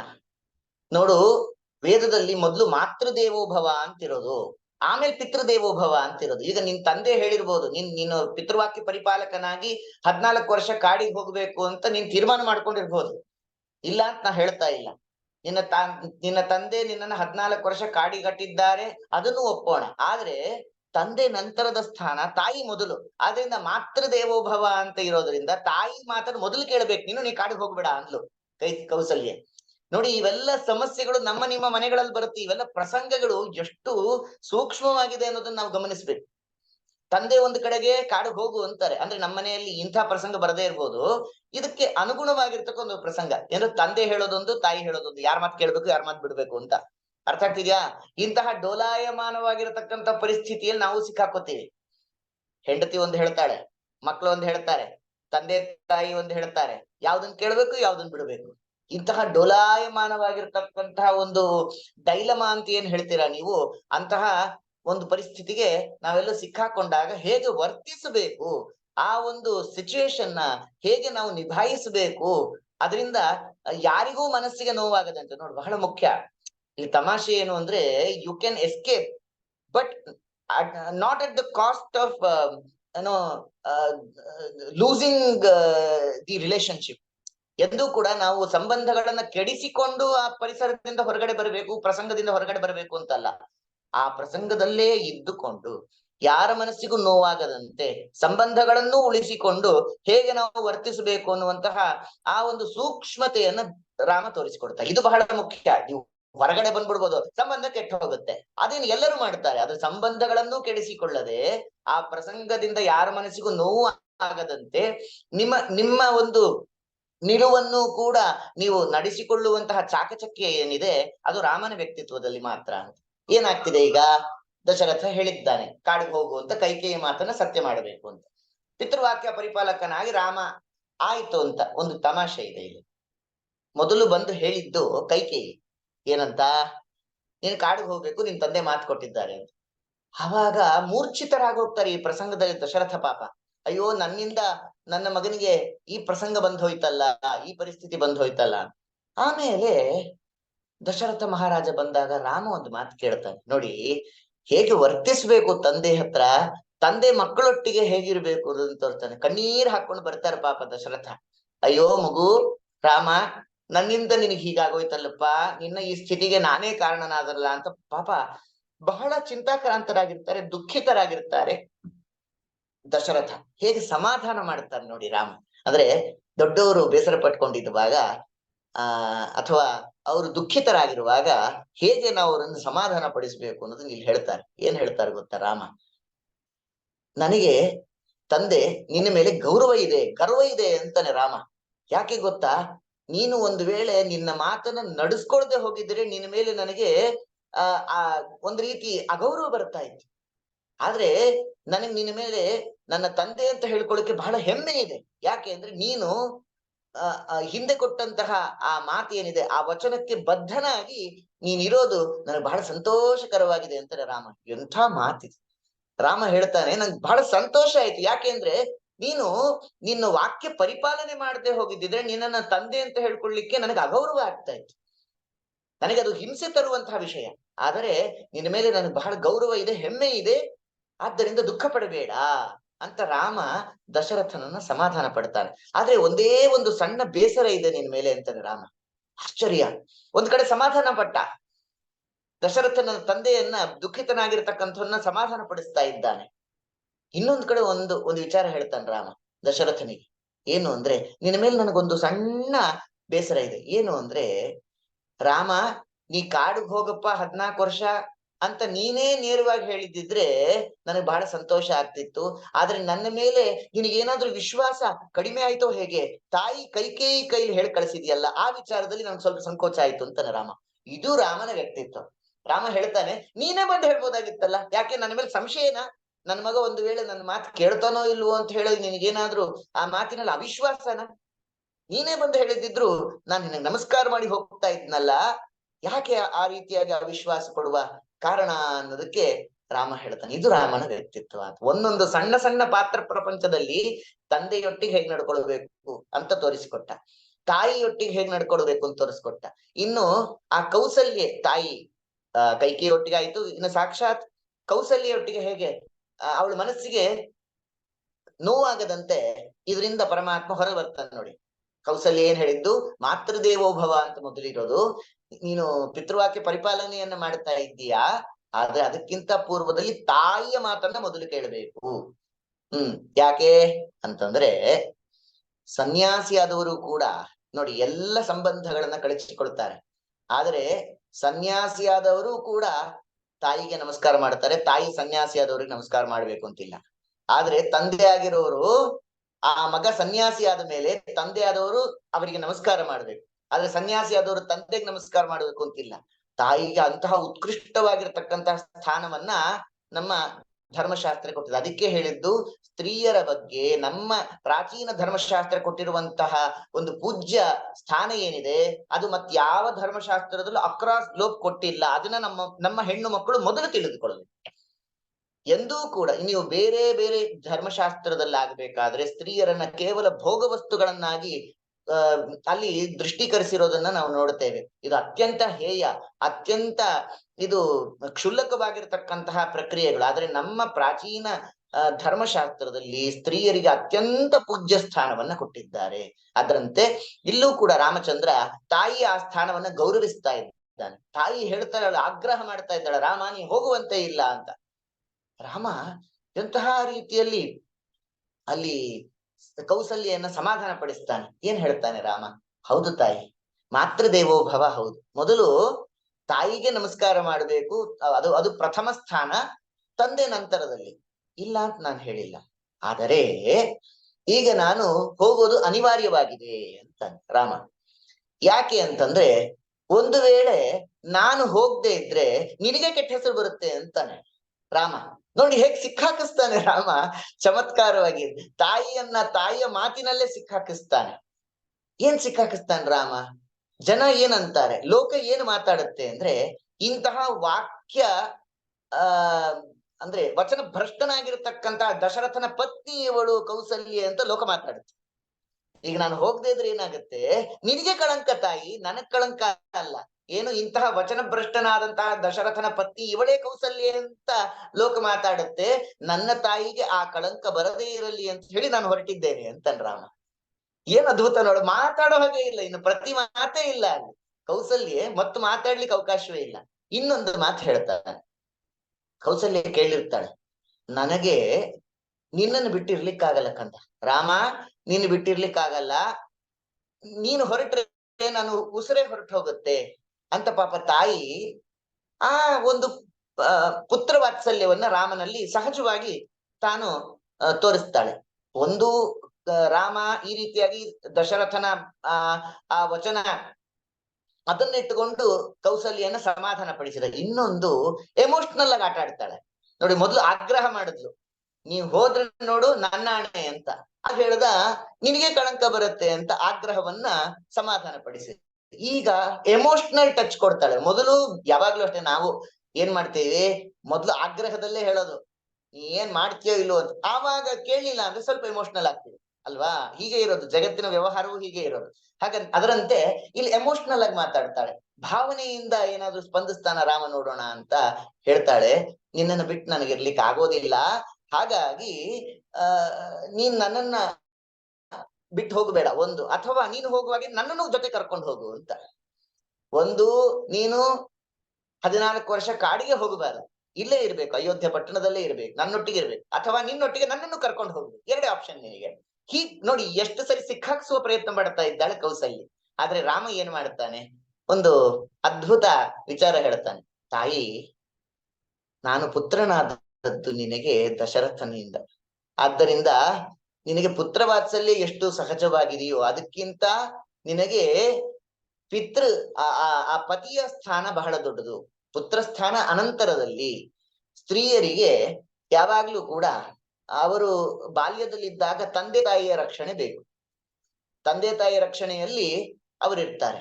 ಇನ್ನು ಯೌವನದಲ್ಲಿ ವಿವಾಹಿತರಾದ ಮೇಲೆ ಗಂಡನ ರಕ್ಷಣೆಯಲ್ಲಿ ಇರ್ತಾರೆ. ಇದು ತ್ರೇತಾಯುಧ ಕಥೆ ನಾನು ಹೇಳ್ತಾ ಇರೋದು, ಅಷ್ಟೇ ಸೂಕ್ಷ್ಮ ಅರ್ಥ ಮಾಡ್ಕೊಂಡ್ಬಿಡಿ. ಆದ್ರಿಂದ ಇನ್ನು ವೃದ್ಧಾಪ್ಯದಲ್ಲಿ ಮಕ್ಕಳ ರಕ್ಷಣೆಯಲ್ಲಿ ಇರಬೇಕು ಅಂತ. ಹೀಗೆ ಈ 3 ಅವಸ್ಥೆಗಳನ್ನ ಸ್ತ್ರೀಯರ ವಿಷಯದಲ್ಲಿ ಶಾಸ್ತ್ರ ತಿಳಿಸಿಕೊಡ್ತಾರೆ. ಆದ್ದರಿಂದ ಮಕ್ಕಳ ಒಂದು ರಕ್ಷಣೆಯಲ್ಲಿ ತಂದೆ ತಾಯಿಗಳು ಯಾವಾಗಿರ್ಬೇಕು ಅಂತಂದ್ರೆ, ಆ ತಾಯಿಯಾದವಳು ಯಾವಾಗಿರ್ಬೇಕು ಅಂದ್ರೆ ಗಂಡನ ಅನುಪಸ್ಥಿತಿಯಲ್ಲಿ. ಆದ್ರೆ ಕೌಸಲ್ಯ ತಾಯಿ, ನಿನಗೆ ದಶರಥ ಮಹಾರಾಜರು ಈಗ ಪತಿಯ ಸ್ಥಾನದಲ್ಲಿ ಇದ್ದಾರೆ, ಅವರ ಶುಶ್ರೂಷೆಯನ್ನ ಮಾಡೋದು, ಅವರ ಸೇವೆಯನ್ನ ಮಾಡೋದೇ ನಿನಗೆ ಶ್ರೇಯಸ್ಕರ. ಆ ಪತಿಯನ್ನ ಅತಿಕ್ರಮಿಸಿ ನೀನು ಪುತ್ರನೊಟ್ಟಿಗೆ ಬರತಕ್ಕಂಥದ್ದು ಪಾತಿವ್ರತ್ಯ ಧರ್ಮಕ್ಕೆ ಹಾನಿಕರ. ಇದು ರಾಮ ನೋಡಿ ಆ ಕೌಸಲ್ಯನ್ನು ಒಪ್ಪಿಸುವ ಕೆಲಸ. ಆದ್ರೂ ಒಪ್ಪೋದಿಲ್ಲ. ಕೌಸಲ್ಯ ಹೇಳ್ತಾಳೆ, ಇಲ್ಲ, ನಾನು ನಿನ್ನನ್ನ ಬಿಟ್ಟಿರ್ಲಿಕ್ಕೆ ಆಗೋದಿಲ್ಲ, ಹಾಗಾಗಿ ನಿನ್ನೊಟ್ಟಿಗೆ ಬಂದೇ ಬರ್ತೇನೆ ಅಂತ ಪುನಃ ಆಗ್ರಹಿಸಿದಾಗ ಒಂದು ಮಾತು ಹೇಳ್ತಾನೆ ರಾಮ, ಪಾತಿವ್ರತ್ಯ ಹಾನಿಯಾಗಿರ್ತಕ್ಕಂಥ ಆ ಸ್ತ್ರೀಯರೇನಿದ್ದಾರೆ ಅವರು ಎಂದೂ ಕೂಡ ಸ್ವರ್ಗಕ್ಕೆ ಭಾಜನರಾಗೋದಿಲ್ಲ. ಆದ್ರಿಂದಾಗಿ ತಾಯಿ, ನೀನು ನಿನ್ನ ಪತಿಯೊಟ್ಟಿಗೆ ದಶರಥನೊಟ್ಟಿಗೆ ಇರತಕ್ಕಂಥದ್ದು, ಅವರ ಸೇವಾ ಕೈಂಕರ್ಯವನ್ನ ಮಾಡತಕ್ಕಂಥದ್ದೇ ನಿನಗೆ ಶ್ರೇಯಸ್ಕರ. ಅದಕ್ಕೂ ಇನ್ನೊಂದು ಮಾತು ಹೇಳ್ತಾಳೆ ಕೌಸಲ್ಯ, ಏನು ಅಂದ್ರೆ, ನಾನೊಬ್ನೇ ಪತ್ನಿ ಅಲ್ಲ, ಇನ್ನೂ ಇಬ್ರಿದ್ದಾರೆ, ಅವ್ರು ನೋಡ್ಕೋತಾರೆ, ನಾನ್ ನಿನ್ ಜೊತೆಗೆ ಬರ್ತೀನಿ ಅಂತ. ನೋಡಿ, ಎಷ್ಟಾದ್ರೂ ಬಿಡೋದಿಲ್ಲ. ಪ್ರಸಂಗ ತುಂಬಾ ರೋಚಕವಾಗಿದೆ. ಕೌಸಲ್ಯ ಹೇಳ್ತಾಳೆ, ನಾನೊಬ್ಳೇ ಅಲ್ಲ ಶುಶ್ರೂಷೆ ಮಾಡಕ್ಕಿರೋದು, ಇನ್ನೂ 2 ಪತ್ನಿಯರಿದ್ದಾರೆ, ಆದ್ರೆ ನಾನ್ ನಿನ್ನೊಟ್ಟಿಗೆ ಬರ್ತೇನೆ, ನನ್ನನ್ನು ಕರ್ಕೊಂಡು ಹೋಗು ಅಂತ. ಆಗ ರಾಮ ಹೇಳ್ತಾನೆ, ಇನ್ನಿಬ್ರಿದ್ರು ಕೂಡ ಅವರು ಪತ್ನಿಯರೇ, ನೀನು ಪತ್ನಿ ಆಗಿರೋದ್ರಿಂದ ಪಾತಿವ್ರತ್ಯ ಧರ್ಮವನ್ನ ನೀನು ಅನುಸರಣೆ ಮಾಡ್ಲೇಬೇಕು. ದಶರಥ ಮಹಾರಾಜ ಅವನು ಮರಣ ಹೊಂದಿದ್ದರೆ, ಅಂದ್ರೆ ನನ್ನ ತಂದೆಯ ಉಪಸ್ಥಿತಿಯಲ್ಲಿ ನೀನು ನನ್ನೊಟ್ಟಿಗೆ ಬರುವುದು ಅದು ಶಾಸ್ತ್ರ ಸಮ್ಮತ ಅಲ್ಲ. ಆದ್ರಿಂದಾಗಿ ನನ್ನ ಜೊತೆಗೆ ನೀನ್ ಬರುವಂತೆ ಇಲ್ಲ, ನಿನ್ ಗಂಡನ ಜೊತೆಗೆ ನೀನಿರು ಅಂತ ಹೇಳಿ ಕೌಸಲ್ಯನ್ನು ಒಪ್ಪಿಸ್ತಾನೆ. ಆಮೇಲೆ ಇನ್ನೊಂದು ತಮಾಷೆ ಶುರುವಾಯ್ತು. ಏನು ಅಂದ್ರೆ, ಸೀತೆ ಬಂದ್ಲೀಗ. ನೋಡಿ, ಒಂದೊಂದೇ ಪ್ರಸಂಗದಲ್ಲಿ ರಾಮ ಒಬ್ಬೊಬ್ಬರ ಜೊತೆಗೆ ಹೇಗೆ ತಂದೆ ಜೊತೆಗೆ ಹಾಗೆ ಮಾಡ್ದ. ತಂದೆ ಜೊತೆಗಿದ್ದು ತಂದೆಯನ್ನ ಸಮಾಧಾನ ಪಡಿಸಿ ದಶರಥ ಮಹಾರಾಜರು ಹೇಳ್ತಾರೆ, ನಾನು ವಚನ ಭ್ರಷ್ಟನಾದ್ರೂ ಪರವಾಗಿಲ್ಲ, ನೀನ್ ಇಲ್ಲೇ ಇರು ಅಂತ. ಅದಕ್ಕೂ ಅಲ್ಲೂ ಹೇಳ್ದ, ವಚನ ಭ್ರಷ್ಟನಾಗಿರ್ತಕ್ಕಂಥ ತಂದೆಯ ಒಂದು ಉಪಸ್ಥಿತಿಯಲ್ಲಿ ನಾನು ಇರೋದಿಲ್ಲ ಅಂತ ಹೇಳಿ ದಶರಥ ಮಹಾರಾಜನ ನಿನ್ ಮೇಲೆ ಗೌರವ ಇದೆ, ನಿನ್ ಮೇಲೆ ಹೆಮ್ಮೆ ಇದೆ ಅಂತ ಸಮಾಧಾನ ಪಡಿಸಿದ. ತಾಯಿಯನ್ನು ಸಮಾಧಾನ ಪಡಿಸಿದ. ಈಗ ಹೆಂಡತಿ ಬಂದ್ಲು ಸೀತಾಮಾತೆ. ಅವಳೊಟ್ಟಿಗೆ ದೇವರು ರಾಮ ಹೇಗೆ ವರ್ತಿಸ್ತಾನೆ ಅನ್ನೋದನ್ನ ನೋಡೋಣ. ಸೀತಾದೇವಿಗೆ ರಾಮ ಹೇಳ್ತೇನೆ ನೋಡಿ, ಎಷ್ಟೋ ಜನ ಆಕ್ಷೇಪ ಮಾಡ್ತಾರೆ, ರಾಮನ ಮರ್ಯಾದಾ ಪುರುಷೋತ್ತಮ ಅಂತಿರಲ್ಲ, ಹೆಂಡತಿನ 14 ವರ್ಷ ಕಾಡು ಮೇಡು ಅಲಿಸಿದಾನೆ, ಇನ್ನೆಂಥ ಮರ್ಯಾದಾ ಪುರುಷೋತ್ತಮ ನಿಮ್ ರಾಮ ಅಂತ ಹೇಳಿ ಆಕ್ಷೇಪ ಮಾಡ್ತಾರೆ. ಇಲ್ಲೊಂದು ಗಮನಿಸ್ಬೇಕು ನಾವು, ರಾಮಾಯಣ ಸರಿಯಾಗಿ ತಿಳಿದಿದ್ರೆ ಈ ಆಕ್ಷೇಪಕ್ಕೆ ಅವಕಾಶವೇ ಇಲ್ಲ. ಏನದು ಅಂದ್ರೆ, ರಾಮ ಎಂದಿಗೂ ಕೂಡ ಸೀತೆಯನ್ನ ನೀನ್ ನನ್ ಜೊತೆಗೆ 14 ವರ್ಷಕ್ಕೆ ವನವಾಸಕ್ಕೆ ಬಾ ಅಂತ ಹೇಳಲೇ ಇಲ್ಲ. ಅರ್ಥ ಆಗ್ತಿದ್ಯಾ? ನೋಡಿ, ಪ್ರಸಂಗ ಇವತ್ತಿನ ಆ ದಂಪತಿಗಳು ಆದರ್ಶವಾಗಿ ರಾಮ ಮತ್ತು ಸೀತೆಯರನ್ನ ನಾವ್ ಇಟ್ಕೊಳ್ಬೇಕು. ನಮ್ಮ ದಾಂಪತ್ಯ ಜೀವನ ಇನ್ನು ಮುಂದಿನ ಈ ಯುವಜನರಿಗೂ ಆ ಪೀಳಿಗೆಯವರು ದಾಂಪತ್ಯ ಜೀವನಕ್ಕೆ ಪ್ರವೇಶ ಮಾಡಿದಾಗ ಹೇಗಿರ್ಬೇಕು ದಾಂಪತ್ಯ ಜೀವನದಲ್ಲಿ, ಅಥವಾ ಈಗ ಪ್ರಸ್ತುತ ದಾಂಪತ್ಯ ಜೀವನವನ್ನ ನಡೆಸ್ತಕ್ಕಂತಹ ಯುವಕ ಯುವತಿಯರಲ್ಲಿ ಇವೆಲ್ಲ ವಿಚಾರಗಳು ತುಂಬಾ ಆದರ್ಶಪ್ರಾಯವಾಗಿದೆ. ಬಹಳ ಬಹಳ ಮುಖ್ಯವಾಗಿರ್ತಕ್ಕಂಥ ವಿಚಾರ ಈಗ ನಾನು ಹೇಳ್ತಾ ಇದ್ದೇನೆ. ತುಂಬಾ ಗಮನ ಕೊಟ್ಟು ಕೇಳ್ಬೇಕು. ಏನದು? ಎಂದೂ ಕೂಡ ರಾಮ ಸೀತೆಗೆ ನೀನ್ ನನ್ ಜೊತೆಗೆ 14 ವರ್ಷ ಕಾಡಿಗೆ ಬಾ ಅಂತ ಹೇಳಲೇ ಇಲ್ಲ, ಸರ್ವಥಾ ಹೇಳಿಲ್ಲ. ಏನ್ ಹೇಳ್ತಾನೆ ರಾಮ? ಆ ಮಾತನ್ನ ಗಮನಿಸ್ಬೇಕು. ನೀನು ಅರಮನೆಯ ಆ ಸುಖದ ಸುಪ್ಪತ್ತಿಗೆಯಲ್ಲಿ ಜನಕ ಮಹಾರಾಜನ ಸುಪುತ್ರಿಯಾಗಿ ಬೆಳೆದವಳು. ಆದ್ದರಿಂದ ನೀನು ಇಲ್ಲೇ ನಮ್ಮ ಅಯೋಧ್ಯ ಪಟ್ಟಣ, ನಿಮ್ ತಾಯಿ ಮನೆಗೆ ಹೋಗು ಅನ್ಲಿಲ್ಲ ರಾಮ. ನೋಡಿ, ಗಮನಿಸ್ಬೇಕು, ಎಲ್ಲೂ ಧರ್ಮ ಬಿಡ್ಲಿಲ್ಲ. ನಿನ್ ತವ್ರ ಮನೆಗೆ ಹೋಗು, ಆಮೇಲೆ 14 ವರ್ಷ ಆದ್ಮೇಲೆ ಬಾ ಅನ್ಲಿಲ್ಲ ರಾಮ. ಇಲ್ಲಿ ನನ್ನ ತಂದೆ ತಾಯಿ ಏನಿದ್ದಾರೆ ಅವರ ಸೇವೆಯನ್ನ ಮಾಡಿಕೊಂಡಿರೋದು ನಿನ್ನ ಕರ್ತವ್ಯ. ಅವರಿಬ್ಬರು ವಯೋವೃದ್ಧರಾಗಿದ್ದಾರೆ, ಅವರ ಸೇವೆಯನ್ನ ಮಾಡಿಕೊಂಡು ನೀನಿರು ಅಂತ ರಾಮ ಹೇಳ್ತಾನೆ. ಹೊತ್ತು ನನ್ನೊಟ್ಟಿಗೆ ನೀನು ಕೂಡ ಕಾಡಿಗೆ ಬಾ ಅನ್ಲಿಲ್ಲ. ಯಾಕೆ ಬೇಡ ಅಂತಾನೆ ಅಂದ್ರೆ ಹೇಳ್ತಾನೆ, ಸೀತೆ ನೋಡು, ನಿನಗೆ ಆ ವನವಾಸದ ಅನುಭವ ಗೊತ್ತಿಲ್ಲ ಹೇಗಿರುತ್ತೆ ಅಂತ. ಪ್ರತಿನಿತ್ಯ ಬರೆಗಾಲಲ್ಲಿ ನಡಿಬೇಕು. ಕಲ್ಲು ಮುಳ್ಳು ಅವೆಲ್ಲವೂ ಕೂಡ ನಮ್ಮ ಶರೀರವನ್ನ ಬಾಧಿಸುತ್ತೆ. ಅದೆಲ್ಲವನ್ನು ಸಹಿಸಿಕೊಳ್ಬೇಕು. ವಿಭಿನ್ನವಾದಂತಹ ವಾತಾವರಣ. ಒಂದು ಕಡೆ ಬಹಳ ಚಳಿ, ಶೀತಲ ವಾತಾವರಣ, ಇನ್ನು ಕೆಲವು ಕಡೆ ಬಹಳ ರಣ ಬಿಸಿಲು. ಅದನ್ನೆಲ್ಲ ಸಹಿಸಿಕೊಳ್ಬೇಕು. ಆಮೇಲೆ ನೀವು ಇಲ್ಲಿ ಅರಮನೆಯಲ್ಲಿ ಮಲಗುವಂತೆ ಸುಖಾಸೀನ ಅಲ್ಲಿ ಇರೋದಿಲ್ಲ. ಅಲ್ಲಿ ತೃಣ, ಆ ಹುಲ್ಲಿನ ನೆಲದ ಹಾಸಿಯ ಮೇಲೆ ನೀನು ಮಲಗಬೇಕಾಗತ್ತೆ. ಆಮೇಲೆ ತಣ್ಣೀರು, ಇಲ್ಲಿ ಅಂತೆ ನಿನಗೆ ಕೈಗೊಬ್ರು ಕಾಲ್ಗೊಬ್ರು ಅಂತ ಸಖಿಯರು ಯಾರು ಇರೋದಿಲ್ಲ. ಅಲ್ಲಿ ಎಲ್ಲವನ್ನು ನಾವೇ ಮಾಡಿಕೊಳ್ಬೇಕು. ಇಲ್ಲಿ ಅರಮನೆಯ ಸುಖದ ಸುಪ್ಪತ್ತಿಗೆಯಲ್ಲಿರುವಂತೆ ಅಲ್ಲಿ ನಾವು ಗುಡಿಸಿನಲ್ಲಿ ವಾಸ ಮಾಡಬೇಕಾಗತ್ತೆ. ಇಷ್ಟೆಲ್ಲ ಸಮಸ್ಯೆಗಳಿರೋದ್ರಿಂದ ನೀನು ನನ್ನೊಟ್ಟಿಗೆ ಬಂದು ಕಷ್ಟಪಡಬೇಡ, ನೀನು ಇಲ್ಲೇ ನಮ್ಮ ತಂದೆ ತಾಯಿ ಶುಶ್ರೂಷೆಯನ್ನ ಮಾಡ್ಕೊಂಡಿರು ಅಂತ ರಾಮ ಹೇಳ್ತಾನೆ. ಇದು ರಾಮನ ಆದರ್ಶ. ಇದು ನೋಡಿ, ಗಂಡನಾಗಿ ಹೆಂಡತಿಗೆ ರಾಮ ಹೇಳ್ದ. ಪ್ರಾಯ ಇವತ್ತಿನವರಾಗಿರೋ ಸರಿ ಅಂತ ಆನಂದವಾಗಿ ಕೂತು ಬಿಡುತ್ತಿದ್ರು. ಆದರೆ ಸೀತೆ ಹಾಗೆ ಮಾಡ್ಲಿಲ್ಲ. ನೋಡಿ, ಪತಿಯಾಗಿ ರಾಮ ಈ ಆದರ್ಶವನ್ನ ತೋರಿಸಿದ. ಹೇಗೆ ಹೆಂಡತಿಯ ಬಗ್ಗೆ ಕಾಳಜಿಯನ್ನ ವಹಿಸಬೇಕು, ಆಮೇಲೆ ಹೆಂಡತಿಯೊಟ್ಟಿಗೆ ಹೇಗೆ ವ್ಯವಹರಿಸಬೇಕು ಅನ್ನುವಂತಹ ಒಂದು ಆದರ, ಪ್ರೀತಿ, ವಿಶ್ವಾಸವನ್ನ ರಾಮ ತೋರಿಸಿದ್ರೆ ಅದಕ್ಕೆ ಅನುಗುಣವಾಗಿ ಸೀತೆ ತಾನು ಹೇಳ್ತಾಳೆ, ನನ್ನ ತಂದೆ ತಪ್ಪು ಮಾಡಿದ್ದಾರೆ ಅಂತಾಳೆ ಸೀತೆ. ನನ್ನ ತಂದೆ ತಪ್ಪು ಮಾಡಿದ್ದಾರೆ. ಯಾಕ್ ಗೊತ್ತಾ? ಗಂಡಿನ ವೇಷದಲ್ಲಿರ್ತಕ್ಕಂಥ ಹೆಣ್ಣಿನ ಮನಸ್ಸಿನ ಈ ರಾಮನಿಗೆ ನನ್ನ ತಂದೆಯಾದ ಜನಕ ಮಹಾರಾಜ ನನ್ನನ್ನ ಕೊಟ್ಟು ಮದುವೆ ಮಾಡಿದ್ದಾರೆ ಅಂತ ನನಗೆ ಬಹಳ ಒಂದು ರೀತಿ ಸಂಕೋಚವಾಗ್ತಿದೆ ಅಂತ ಅಂತಾಳೆ ಸೀತೆ. ಏನು? ಗಂಡಿನ ಶರೀರ ಇರುವ ಹೆಣ್ಣಿನ ಮನಸ್ಸಿರತಕ್ಕಂತಹ ಇಂತಹ ರಾಮನಿಗೆ ಕೊಟ್ಟು ಬಿಟ್ರಲ್ಲ ನನ್ನ ಮದುವೆ ಮಾಡಿ, ಎಷ್ಟು ಸೂಕ್ಷ್ಮ ನಿಮ್ಮ ಹೃದಯ ಅಂತ ಹೇಳಿ ಒಂದು ರೀತಿ ಹೊಗಳಿಕೆ, ಒಂದು ಕಡೆ ತೆಗಳಿಕೆ. ಆ ರೀತಿಯಾಗಿ ಸೀತೆ ಈ ಮಾತನ್ನು ಹೇಳ್ತಾಳೆ. ಏನಂತಾಳೆ ಅಂದ್ರೆ, ಈಗ ತಾನೇ ನಿಮ್ಮ ತಾಯಿಯೊಟ್ಟಿಗೆ ನೀವು ಹೇಳಿದ್ರಿ ಏನಂತ, ಪತ್ನಿ ಆಗಿರ್ತಕ್ಕಂಥವಳಿಗೆ, ಸತಿಗೆ ಪತಿಯ ಒಟ್ಟಿಗೆ ಇರತಕ್ಕಂಥದ್ದೇ ಶ್ರೇಯಸ್ಕರ ಅಂತ. ಆದ್ದರಿಂದ ಆ ಮಾತನ್ನ ಮತ್ತೆ ಬದಲಾಯಿಸಬೇಡಿ. ನಾನು ನಿಮ್ಮೊಟ್ಟಿಗೆ ಬಂದು ನಿಮ್ಮ ಸೇವೆಯನ್ನ ಮಾಡೋದು ನನ್ನ ಕರ್ತವ್ಯ, ಹಾಗಾಗಿ ನಾನು ನಿಮ್ಮೊಟ್ಟಿಗೆ ಬರ್ತೀನಿ ಅಂತ ಸೀತೆ ತಾನೇ ಡಿಸಿಷನ್ ತಗೊಂಡಿದ್ದೆ ಹೊರತು ರಾಮ ಎಂದು 14 ವರ್ಷ ನನ್ನ ಜೊತೆಗೆ ಬಂದು ಕರೀಲೇ ಇಲ್ಲ. ಅರ್ಥ ಆಯ್ತಾ? ಗಂಡನಾಗಿ ಇವನು ತೋರಿಸಿದ, ಹೆಂಡತಿಯಾಗಿ ತನ್ನ ಪಾತಿವ್ರತ್ಯ ಧರ್ಮ, ತನ್ನ ಕರ್ತವ್ಯವನ್ನ ತಾನೇ ನಿರ್ವಹಣೆ ಮಾಡ್ತೇನೆ ಅಂತ ಸೀತೆ ಬಂದದ್ದು. ಇದಾಯ್ತು. ಆಮೇಲೆ ರಾಮ ಪುನಃ ಹೇಳ್ತಾನೆ, ಬೇಡ, ಯಾಕೆ ಅಂದ್ರೆ ನನ್ನ ತಂದೆ ತಾಯಿಯನ್ನ ರಕ್ಷಣೆ ಮಾಡುವ ಹೊಣೆಗಾರಿಕೆ ನಿನ್ನದು. ಆಗ ಸೀತೆ ಹೇಳ್ತಾಳೆ, ನಾನೊಬ್ಳೇ ಅಲ್ಲ ಸೊಸೆ ಇರೋದು, ಇನ್ನು 3 ಜನ ಇದ್ದಾರೆ, ನೋಡ್ಕೊಳ್ತಾರೆ. ರಾಮ ಎಷ್ಟು ಸೂಕ್ಷ್ಮ ಹೇಳ್ತಾನೆ ಅಂದ್ರೆ, ಇವತ್ತಿನ ಪ್ರಸಂಗಗಳಿಗೆ ಎಷ್ಟು ಆದರ್ಶ ಗೊತ್ತಾ ಇವೆಲ್ಲ. ಜ್ಯೇಷ್ಠಳಾದವಳು ಸೊಸೆ ನೀನು, ಆದ್ರಿಂದ ನಿನ್ನ ಅನುಪಸ್ಥಿತಿಯಲ್ಲಿ ಅವ್ರ ಕರ್ತವ್ಯ, ಅವ್ರು ಮಾಡಬಾರದು ಅಂತ ಅರ್ಥ ಅಲ್ಲ, ಮೊದಲು ಕರ್ತವ್ಯ ನಿಂದು, ನೀನ್ ಮಾಡು ಅಂತನ್ ರಾಮ.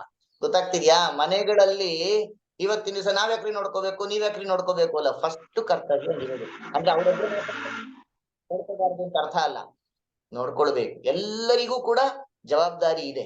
ಆದ್ರೆ ಮೊದಲು ಜವಾಬ್ದಾರಿ ಇರತಕ್ಕಂಥದ್ದು ಆ ಜ್ಯೇಷ್ಠರಾಗಿರ್ತಕ್ಕಂಥವರಿಗೆ. ಅದರ ನಂತರದಲ್ಲಿ ಇವರು ಕೂಡ ಸಪೋರ್ಟಿವ್ ಆಗಿರ್ಬೇಕು ಅಂತ ಹೇಳ್ತಾರೆ. ರಾಮ ಹೇಳ್ತಾನೆ, ನೀನು ಅವರೆಲ್ಲರಿಗೂ ಮಾರ್ಗದರ್ಶನವನ್ನ ಮಾಡ್ತಾ ನನ್ನ ಅನುಪಸ್ಥಿತಿಯಲ್ಲಿ ನನ್ನ ತಂದೆ ತಾಯಿ ಶುಶ್ರೂಷೆಯನ್ನ ಮಾಡು ಅಂತ ಸೀತೆಗೆ ಹೇಳಿದಾಗ, ಸೀತೆ ಒಂದು ಮಾತು ಹೇಳ್ತಾಳೆ, ನೋಡ್ರಿ, ನಿಮ್ಮ ತಂದೆ ತಾಯಿಗಳ ರಕ್ಷಣೆಗೆ ಇನ್ನು ಮಕ್ಕಳಿದ್ದಾರೆ, ಸೊಸೆಯರಿದ್ದಾರೆ, ಆದ್ರೆ ನಿಮ್ಮ ಶುಶ್ರೂಷೆಗೆ ಮತ್ಯಾರು ಇಲ್ಲದ ಕಾರಣ ನಾನ್ ನಿಮ್ಮೊಟ್ಟಿಗೆ ಬರ್ತೇನೆ ಅಂತಾಳೆ. ಇದಕ್ಕೆ ರಾಮ ಮರು ಮಾತನ್ನ ಆಡ್ಲಿಕ್ಕೆ ಆಗೋದಿಲ್ಲ. ಅರ್ಥ ಆಯ್ತಲ್ವಾ? ಹಾಗಾಗಿ ದಶರಥ, ಸೀತೆ, ಕೌಸಲ್ಯೆ, ಕೈಕೇಯಿ ಇವರೊಟ್ಟಿಗೆಲ್ಲ ರಾಮ ಹೇಗೆ ನಡೆದುಕೊಳ್ತಾ ಇದ್ದಾನೆ ಅಂತ ಹೇಳ್ತಾರೆ. ಇನ್ನೊಂದು ಅದ್ಭುತವಾಗಿರತಕ್ಕಂತಹ ವಿಚಾರ ಇದೆ. ಆ ಕಾಲಕ್ಕೆ ಸುಮಿತ್ರೆ, ಲಕ್ಷ್ಮಣನ ತಾಯಿ, ಅವಳು ತನ್ನ ಮಗ ಲಕ್ಷ್ಮಣನನ್ನ ಕರೀತಾಳೆ. ಕರೆದ್ಬಿಟ್ಟು ಒಂದು ಮಾತು ಹೇಳ್ತಾಳೆ. ಏನು ಅಂದ್ರೆ, ಇನ್ಮೇಲಿಂದ ನಿನಗೆ ರಾಮನೇ ಆದರ್ಶ. ಹಾಗಾಗಿ ರಾಮನನ್ನೇ ನೀನು ದಶರಥ ಅಂತ ತಿಳಿದುಕೋ, ಆಯ್ತಾ? ಸೀತೆಯನ್ನೇ ನಾನು ಅಂತ ತಿಳಿದುಕೋ ಅಂತ ಆ ಸುಮಿತ್ರೆ ಲಕ್ಷ್ಮಣನಿಗೆ ಹೇಳ್ತಾಳೆ. ಎಂಥ ಮಾತಿದು! ದಶರಥ ನಿಜವಾದ ತಂದೆ ನಿನಗೆ, ಆದರೆ ಇನ್ನೇನಿಂದ ದಶರಥನನ್ನೇ ರಾಮ ವಿದ್ಧಿ, ದಶರಥನನ್ನೇ ರಾಮ ಅಂತ ತಿಳ್ಕೊ, ಇನ್ನು ಸೀತೆಯನ್ನೇ ನಾನು ನಿನ್ನ ತಾಯಿ ಅಂತ ತಿಳಿದುಕೋ ಅಂತ ಲಕ್ಷ್ಮಣನಿಗೆ ಹೇಳ್ತಾರೆ. ಆ ರೀತಿಯಾಗಿರತಕ್ಕಂತಹ ಒಂದು ಹೊಣೆಗಾರಿಕೆ ಇತ್ತು ಅಂತ. ಸೀತೆಯನ್ನ ವಿವಾಹ ಮಾಡಿಕೊಳ್ಳುವಂತಹ ಪ್ರಸಂಗದಲ್ಲಿ ಇವತ್ತಿನ ಆಧುನಿಕತೆಯಲ್ಲಿ ಕೆಲವೊಂದು ವಿಚಾರಗಳನ್ನ ಹೇಳ್ಬೇಕು. ಏನು ಅಂದ್ರೆ, ಒಂದು ಪ್ರಸಂಗ ನಡೀತು. ನಾನು ನಿನ್ನೆ ದಿವಸ ಅದರ ಕೊಟ್ಟಿದ್ದೇನೆ. ಏನು ಅಂದ್ರೆ, ಸೀತೆಯನ್ನ ಸ್ವಯಂವರದಲ್ಲಿ ರಾಮ ವಿವಾಹ ಮಾಡಿಕೊಂಡ ಅಂತ. ಆ ಪ್ರಸಂಗದಲ್ಲಿ ಶಿವಧನುಸ್ಸು ಅಂತ ಇತ್ತು. ಆ ಶಿವಧನುಸ್ಸನ್ನ ಯಾರು ಎತ್ತಿ ಮುರಿದಾಕ್ತಾರೋ, ಶಿವಧನುಸ್ಸನ್ನ ಭಂಗ ಮಾಡ್ತಾರೋ, ಅವರಿಗೆ ಜನಕ ಮಹಾರಾಜ ಪ್ರತಿಜ್ಞೆ ಮಾಡಿದ್ದ ಸೀತೆಯನ್ನ ಅವರಿಗೆ ಕೊಟ್ಟು ವಿವಾಹ ಮಾಡ್ತೀನಿ ಅಂತ. ಈ ಕಥೆ ನಮಗ್ ಗೊತ್ತು. ಈ ಕಥೆಯಲ್ಲಿ ಒಂದು ಸೂಕ್ಷ್ಮ ಅಂಶ ಇದೆ. ಒಂದು ಕಡೆ ಶಾಲೆಯಲ್ಲಿ ಇನ್ವಿಜಿಲೇಟರ್ ಬಂದ್ರು. ಆಗ ಮೇಷ್ಟ್ರು ಮಕ್ಕಳನ್ನ ಕುರಿತು ಪಾಠ ಮಾಡ್ತಾ ಇದ್ರು. ಯಾವುದು ಪಾಠ? ಇದೆ, ಸೀತಾ ಸ್ವಯಂವರದ ಪ್ರಸಂಗವನ್ನೇ ಪಾಠ ಮಾಡ್ತಾ ಇದ್ರು ಮೇಷ್ಟ್ರು ಎಲ್ಲ ಮಕ್ಕಳಿಗೂ. ಇನ್ವಿಜಿಲೇಟರ್ ಇದ್ದಕ್ಕಿದ್ದ ಹಾಗೆ ಪರೀಕ್ಷಾ ಮಾಡುವಂತಹ ದೃಷ್ಟಿಯಿಂದ ಬಂದಾಗ ಕೇಳ್ತಿದ್ದಾರೆ ಮೇಷ್ಟ್ರನ್ನ, ಏನ್ ಮೇಷ್ಟ್ರೆ, ಏನ್ ಪಾಠ ಮಾಡ್ತಾ ಇದ್ದೀರಾ ಅಂತ. ಅದೇ ಸೀತಾ ಸ್ವಯಂವರ ಪಾಠ ಮಾಡ್ತಾ ಇದ್ದೀನಿ, ಶಿವಧನುಸ್ಸನ್ನ ಮುರಿದವ್ರು ಯಾರು ಅಂತೆಲ್ಲ ವಿಚಾರ ಹೇಳ್ತಾ ಇದ್ದೀನಿ ಅಂತ ಮೇಷ್ಟ್ರು ಅಂದ್ರು.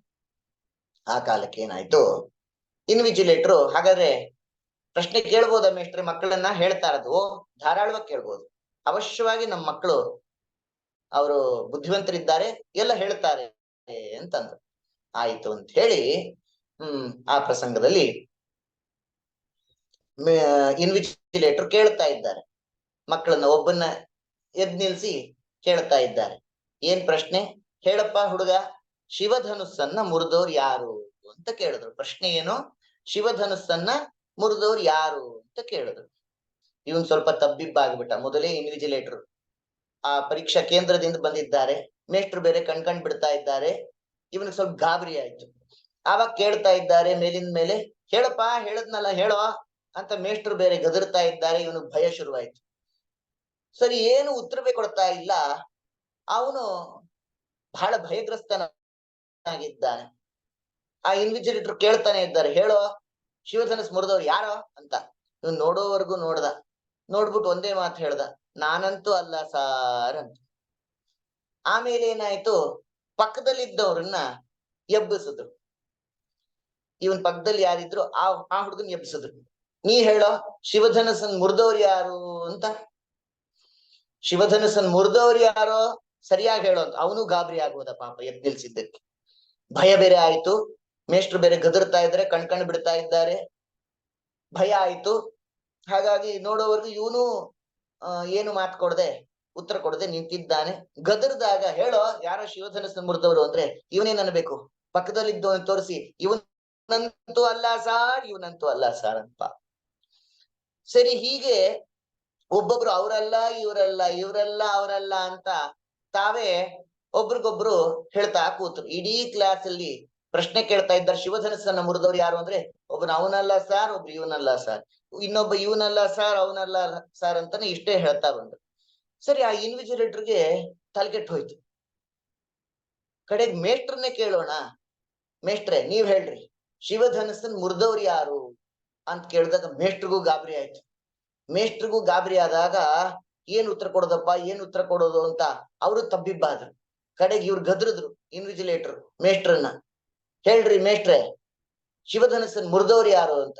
ಮೇಷ್ಟ್ರೆ ಏನ್ ಅನ್ಬೇಕು, ನಮ್ ಹುಡುಗರಂತೂ ಅಂಥವ್ರಲ್ಲ ಸಾರ್, ಅಂತ ಪಾಪ ಆ ಮೇಷ್ಟ್ರ ಅನ್ಬೇಕು.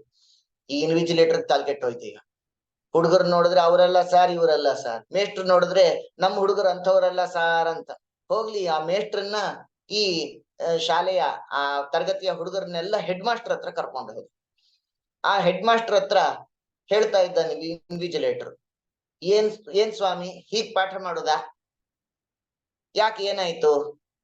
ಒಂದು ಸಣ್ಣ ಪ್ರಶ್ನೆ ಕೇಳಿದ್ದೇನೆ, ಅದಕ್ಕೆ ಉತ್ತರ ಕೊಡ್ತಾ ಇಲ್ವಲ್ಲ ತರಗತಿಲಿ ಯಾರು, ತರಗತಿಯ ವಿದ್ಯಾರ್ಥಿಗಳು ಇರ್ಲಿ, ಮೇಷ್ಟ್ರು ಉತ್ತರ ಕೊಡ್ತಾ ಇಲ್ವಲ್ಲ ಅಂತ ಹೇಳಿ. ಆಗ ಹೆಡ್ ಮಾಸ್ಟರ್ ಕೇಳಿದ್ರು, ಯಾಕೆ ಸ್ವಾಮಿ ಏನ್ ಪ್ರಶ್ನೆ ಅಂತ. ಆಗ ಇನ್ವಿಜಿಲೇಟರ್ ಕೇಳ್ತಾರೆ ಹೆಡ್ ಮಾಸ್ಟರ್ನ, ಏನ್ ಸಣ್ಣ ಪ್ರಶ್ನೆ ಸ್ವಾಮಿ, ಏನದು? ಶಿವಧನಸ್ಸನ್ ಮುರಿದವ್ರು ಯಾರು ಅಂತ ಕೇಳ್ತಾ ಇದೀನಿ, ಮೇಷ್ಟ್ರು ಉತ್ತರನೇ ಕೊಡ್ತಾ ಇಲ್ವಲ್ಲ ಅಂತಾಗ ಇವ್ರಿಗೂ ಗಾಬರಿ ಆಯ್ತು. ಈಗ ಯಾರಿಗೆ? ಹೆಡ್ ಮಾಸ್ಟರ್ಗೂ ಗಾಬರಿ ಆಯ್ತು. ಹೆಡ್ ಮಾಸ್ಟರ್ಗೂ ಗಾಬರಿ ಆಗಿ ಅವರು ಉತ್ತರ ಕೊಡ್ತಾ ಇಲ್ಲ. ಇನ್ವಿಜಿಲೇಟರ್ ಈ ಶಾಲೆ ಪರಿಸ್ಥಿತಿನೇ ಹೀಗಿದೆ ಅಂತ ಗದರಿದ್ರು ಹೆಡ್ ಮಾಸ್ಟರ್, ಏನ್ರಿ ನೀವಾದ್ರೂ ಹೇಳ್ರಿ ಶಿವಧನಸ್ಸನ್ ಮುರಿದವ್ರು ಯಾರು ಅಂತ. ಪಾಪ ಆ ಹೆಡ್ ಮಾಸ್ಟರ್ ಕೈ ಮುಕ್ಕೊಂಡು ಹೇಳಿದ್ರು, ನಮ್ ಮೇಷ್ಟ್ರು 15 ವರ್ಷದಿಂದ ಇಲ್ಲೇ ಕೆಲಸ ಮಾಡ್ತಿದ್ದಾರೆ, ನಮ್ ಮೇಷ್ಟ್ರು ಅಂತವ್ರಲ್ಲ ಅಂತಂದ್ರು. ಹೀಗಾಗಿದೆ ಇವತ್ತಿನ ನಮ್ಮ ಶಾಲೆಯ ಪರಿಸ್ಥಿತಿ. ಅಂದ್ರೇನು, ಒಂದು ಸಣ್ಣ ಪ್ರಸಂಗದ ವಿಚಾರವೂ ಕೂಡ ನಮ್ಗೆ ಅರ್ಥವಾಗ್ತಿಲ್ಲ ಅಂತ ಆಗಿದೆಯಲ್ಲ.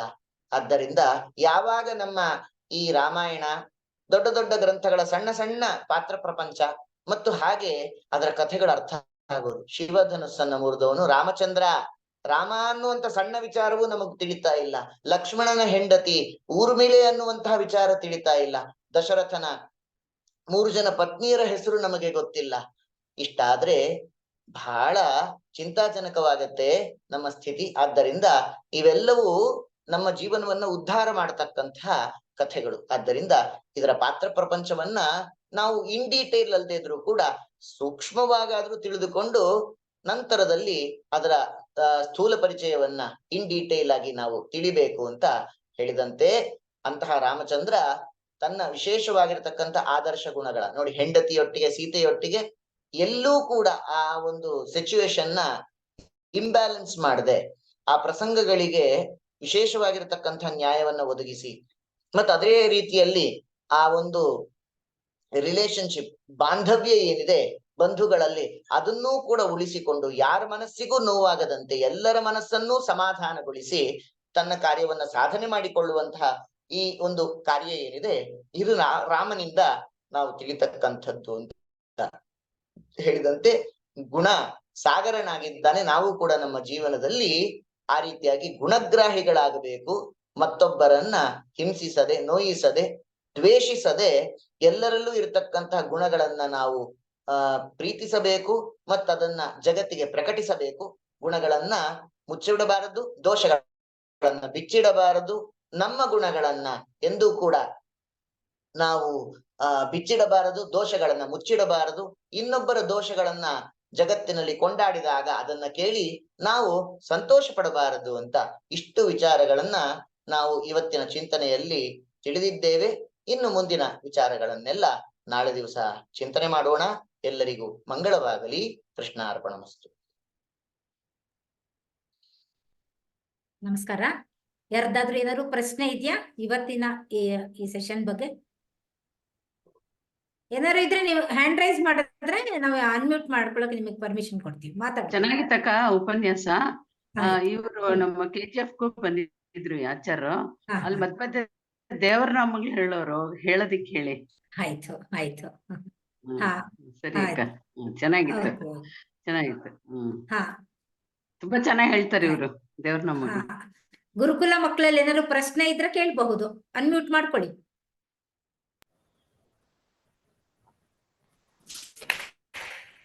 ಏನಾದ್ರು ಕೇಳೋದಿದ್ಯಾ?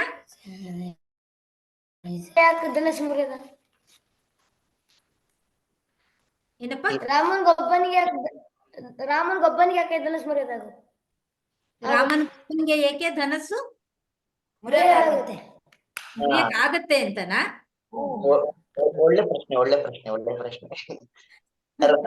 ಬಿಟ್ಟು ಬೇರೆಯವ್ರಿಗೆ ಯಾಕೆ ಧನುಸನ್ನ ಆ ಬಿಲ್ಲನ್ನ ಮುರಿಯಕ್ ಆಗ್ಲಿಲ್ಲ, ರಾಮಂಗ್ ಮಾತ್ರ ಬಿಲ್ಲನ್ನ ಮುರಿಯಕ್ಕಾಯ್ತು, ಅದೇ ಅಲ್ವಾ ಪ್ರಶ್ನೆ?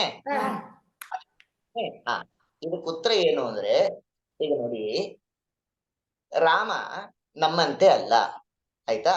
ಈಗ ನಮಗೆ ಯಾವ್ದಾದ್ರು ಒಂದು ಕೆಲಸ ಮಾಡ್ಬೇಕು ಅಂದ್ರೆ ಲಿಮಿಟೇಷನ್ಸ್ ಇದೆ, ಶಕ್ತಿ ನಮಗೆ ಕಡಿಮೆ ಇದೆ ಅಲ್ವಾ? ಎಲ್ಲರೂ ಎಲ್ಲ ಕೆಲಸವನ್ನು ಮಾಡ್ಲಿಕ್ಕೆ ಆಗೋದಿಲ್ಲ. ಆದ್ರೆ ರಾಮ ನಮ್ಮಂತೆ ಅಲ್ಲ ಅನ್ನೋದು ನಮಗ ಅರ್ಥ ಆಗ್ಬೇಕು. ನಾವು ಯಾವ್ದಾದ್ರು ಒಂದು ಕೆಲಸವನ್ನ ಮಾಡಿದಾಗ ಆಯಾಸವಾಗುತ್ತೆ, ಆಗುತ್ತೋ ಇಲ್ವೋ? ಆಯಾಸ ಆಗುತ್ತೆ. ಯಾಕೆ? ನಮ್ಮ ಶಕ್ತಿ ಸಾಮರ್ಥ್ಯದಲ್ಲಿ ಲಿಮಿಟೇಷನ್ ಇದೆ ಅಲ್ವಾ? ಆದ್ರೆ ರಾಮನಲ್ಲಾಗಬೇಕಾದ್ರೆ ಅಂತ ಲಿಮಿಟೇಷನ್ ಇಲ್ಲ. He's a super power, he's a divine power. ಆದ್ದರಿಂದ ಅವನಿಗೆ ಮಾತ್ರ ಅದು ಸಾಧ್ಯವಾಯ್ತು. ಯಾಕೆ ಅಂತಂದ್ರೆ he is a super power source ಅಂತ. ಗೊತ್ತಾಗ್ತಿದ್ಯಾ? ನಮ್ಮಂತೆ ರಾಮ ಅಲ್ಲ. ನಮ್ಗೇನಾಗಿದೆ, we have energy, we have power, but it is limited. ಅರ್ಥ ಆಗ್ತಿದ್ಯಾ? ನಮಗೆ ಇರ್ತಕ್ಕಂಥ ಶಕ್ತಿ ಸಾಮರ್ಥ್ಯಗಳು ಅದು ಅಲ್ಪವಾಗಿದೆ, ಜಾಸ್ತಿ ಇಲ್ಲ ನಮಗೆ. ಒಂದೇ ಸಮನೆ ನೋಡ್ತಾ ಇದ್ರೆ ಕಣ್ಣು ನೋವಾಗತ್ತೆ, ಒಂದೇ ಸಮನೆ ಕೆಲಸ ಮಾಡ್ತಾ ಇದ್ರೆ ಕೈ ನೋವಾಗತ್ತೆ, ಒಂದೇ ಸಮನೆ ಕೆಲಸ ಓಡಾಡ್ತಿದ್ರೆ ಕಾಲ್ ನೋವಾಗತ್ತೆ, ಹಾಗೆ ಒಂದೇ ಸಮನೆ ಮಾತ್ರ ನಮಗೆ ಸುಸ್ತಾಗತ್ತೆ. ಯಾರು ಏನೋ ಮಾತಾಡ್ತಿದಾರ? ಇರ್ಲಿ. ಆದ್ದರಿಂದ ರಾಮನಿಗಾಗಬೇಕಾದ್ರೆ ಆ ರೀತಿಯಾಗಿರ್ತಕ್ಕಂಥ ಯಾವ ದೋಷಗಳಿಲ್ಲ ನಮ್ಮಂತೆ. ಯಾಕೆ ಅಂದ್ರೆ ನಮ್ಮ ಈ ಶರೀರ ಏನಿದೆ ಅದರಲ್ಲಿ ಲಿಮಿಟೇಷನ್ಸ್ ಇದೆ. ರಾಮನಲ್ಲಾಗ್ಬೇಕಾದ್ರೆ ಅವನಲ್ಲಿ ಯಾವ ಲಿಮಿಟೇಷನ್ಸು ಇಲ್ಲ. ಹಾಗಾಗಿ ಅವನೊಬ್ಬನಿಗೆ ಮಾತ್ರ ಎತ್ತಕ್ಕಾಯ್ತು. ಕೃಷ್ಣನೇ ರಾಮ. ನಿಮ್ಗೆ ಇನ್ನೊಂದು ಉದಾಹರಣೆ ಕೊಡ್ತೀನಿ. ಯಾಕೆ ರಾಮನಿಗೆ ಎತ್ತಕ್ಕಾಯ್ತು ಅಂದ್ರೆ, ರಾಮ ಮುಂದೆ ಏನಾಗಿ ಅವತಾರ ಮಾಡ್ತಾನೆ? ರಾಮನೇ ಕೃಷ್ಣನಾಗಿ ಹುಟ್ಟುತ್ತಾನೆ, ಹೌದಾ? ಕೃಷ್ಣನಾಗಿ ಹುಟ್ಟಿದಾಗ ಏನ್ ಮಾಡ್ತಾನೆ? ಒಂದೇ ಎಡಗೈನ ಕಿರುಬೆರಳಿನಲ್ಲಿ ಏನ್ ಮಾಡ್ತಾನೆ? ಗೋವರ್ಧನ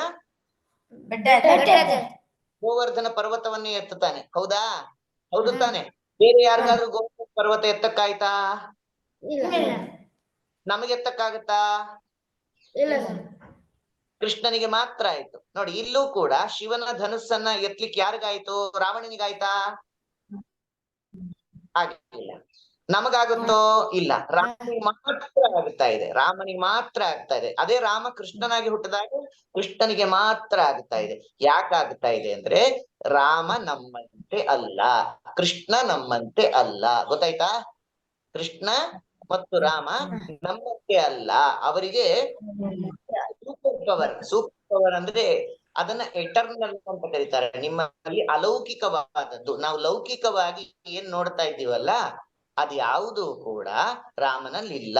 ಅವನೊಂದು ಸುಪ್ರೀಂ ಪವರ್ ಆಗಿರೋದ್ರಿಂದ, ಅವನಿಗೆ ಆ ಶಕ್ತಿ ಸಾಮರ್ಥ್ಯ ಇರೋದ್ರಿಂದ ಅವನಿಗೆ ಮಾತ್ರ ಸಾಧ್ಯವಾಗುತ್ತೆ, ಹೊರತು ನಮ್ಗೆ ಯಾರಿಗೂ ಸಾಧ್ಯವಾಗೋದಿಲ್ಲ. ಗೊತ್ತಾಯ್ತಾ? ಹೇಳಿದ ಅರ್ಥ ಆಯ್ತಾ? ಪ್ರಶ್ನೆ ತುಂಬಾ ಚೆನ್ನಾಗಿತ್ತು, ಒಳ್ಳೆ ಪ್ರಶ್ನೆ ಕೇಳಿ. ಮತ್ತೆ ಯಾರಿಗಾದ್ರೂ ಪ್ರಶ್ನೆ ಇದೆಯಾ?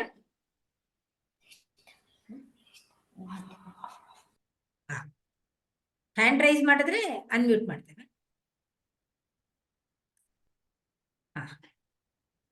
ಇವತ್ತು ಆಚಾರ್ಯರು ರಾಮ ಹೇಗೆ ಬೇರೆ ಬೇರೆ ಅಂದ್ರೆ, ಇವತ್ತು ನಾವೆಲ್ಲರೂ ಈ ಸಂಸಾರದಲ್ಲಾಗ್ಬೋದು, ಸಾಮಾಜಿಕ, ನಮ್ಮ ಕೌಟುಂಬಿಕವಾಗಿ, ಸಾಮಾಜಿಕವಾಗಿ ಎಲ್ಲ ಕಡೆ ಬೇರೆ ಬೇರೆ ಪಾತ್ರವನ್ನ ವಹಿಸ್ತಾನೆ ಇರ್ತೀವಿ ಪ್ರತಿ ದಿವಸ ಅಲ್ವಾ? ನಾವು ಮಗಳು, ತಂಗಿ, ಹೆಂಡತಿ, ಗೆಳತಿ, ತಾಯಿ, ಅಜ್ಜಿ, ಈ ತರ ಹಲವಾರು ಪಾತ್ರಗಳನ್ನ ನಾವು ಪ್ರತಿ ದಿವಸ, ಪ್ರತಿಯೊಬ್ರು ನಮಗ್ ಬೇರೆ ಬೇರೆ ಪಾತ್ರಗಳಿದೆ. ಆದ್ರೆ ಎಲ್ಲಾ ಪಾತ್ರಗಳ ಜೊತೆ ನಾವು ಒಂದೇ ತರ ನಡ್ಕೊಳ್ಳೋದಕ್ಕಾಗೋದಿಲ್ಲ ಅಲ್ವಾ? ನಾವು ಮನೆಯಲ್ಲಿ ಇದ್ದಂಗೆ ಹೊರಗಡೆ ಸ್ಕೂಲಲ್ಲಿ ಇರ್ತೀವ, ಇಲ್ಲ ಅಲ್ವಾ, ಸ್ವಲ್ಪ ಚೇಂಜ್ ಆಗ್ತೀವಿ. ಸ್ಕೂಲ್ಗೆ ಹೋದಾಗ ನಮ್ಗೆ ಒಂದ್ ಸ್ವಲ್ಪ ನಮ್ಮ ನಡವಳಿಕೆ ಸ್ವಲ್ಪ ಚೇಂಜ್ ಆಗುತ್ತೆ. ಆದ್ರೆ ಮನೆಯಲ್ಲಿ ಅಪ್ಪ ಅಮ್ಮನ ಹತ್ರ ಎಷ್ಟು ಬೇಕೋ ಹಠ ಮಾಡ್ತೀವಿ, ಆದ್ರೆ ಟೀಚರ್ ಹತ್ರ ಅದನ್ನ ಮಾಡಕ್ಕಾಗಲ್ಲ. ಆ ತರ ನಮ್ಮ ಪಾತ್ರಗಳು ಬೇರೆ ಎಲ್ಲ ಕಡೆನೂ ಬೇರೆ ಬೇರೆ ತರ ಇರುತ್ತೆ. ಹಾಗಾದ್ರೆ ನಾವು ಈ ಬೇರೆ ಬೇರೆ ಹತ್ರ ಹೇಗೆ ನಡ್ಕೊಳ್ಬೇಕು ಅನ್ನೋದನ್ನ ನಮಗೆ ಇವತ್ತು ರಾಮ ತೋರಿಸ್ಕೊಟ್ಟ. ಸ್ವಂತ ತಾಯಿ ತಂದೆಯರೇ ಆಗಿರಬಹುದು, ಅವ್ರಿಗೆ ಏನೋ ಒಂದು ನಾವೇನೋ ತಪ್ಪು ಮಾಡಿದ್ವಿ ಅಂತ ಇದ್ದಾಗ ಅವ್ರನ್ನ ಹೇಗ್ ಸಮಾಧಾನ ಮಾಡ್ಬೇಕು, ಇಲ್ಲ ನಾವೇ ತಪ್ಪು ಮಾಡಿದ್ರೆ ನಾವೇನ್ ಮಾಡ್ಬೇಕು, ಇನ್ನೊಬ್ರು ತಪ್ಪು ಮಾಡಿದಾಗ ಅದನ್ನ ನಾವ್ ಹೇಗ್ ಸ್ವೀಕರಿಸ್ಬೇಕು, ಪ್ರತಿಯೊಂದನ್ನು ಇವತ್ತು ರಾಮನ ಆದರ್ಶದ ಮುಖಾಂತರ ನಮ್ಗೆ ಆಚಾರ್ಯರು ತಿಳಿಸ್ಕೊಟ್ಟಿದ್ದಾರೆ.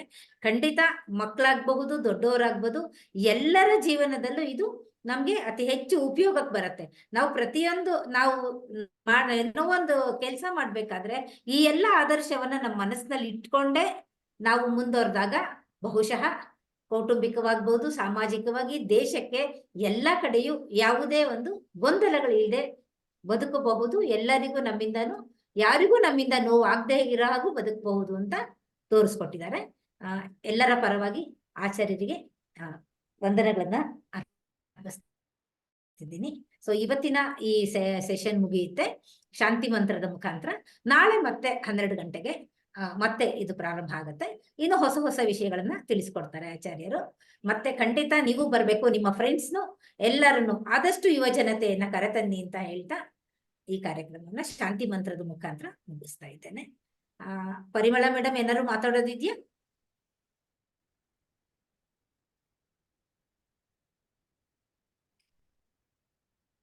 ಓಂ ಸರ್ವೇ ಭವಂತು ಸುಖಿನಃ, ಸರ್ವೇ ಸಂತು ನಿರಾಮಯಾಃ, ಸರ್ವೇ ಭದ್ರಾಣಿ ಪಶ್ಯಂತು, ಮಾ ಕಶ್ಚಿತ್ ದುಃಖಭಾಗ್ ಭವೇತ್.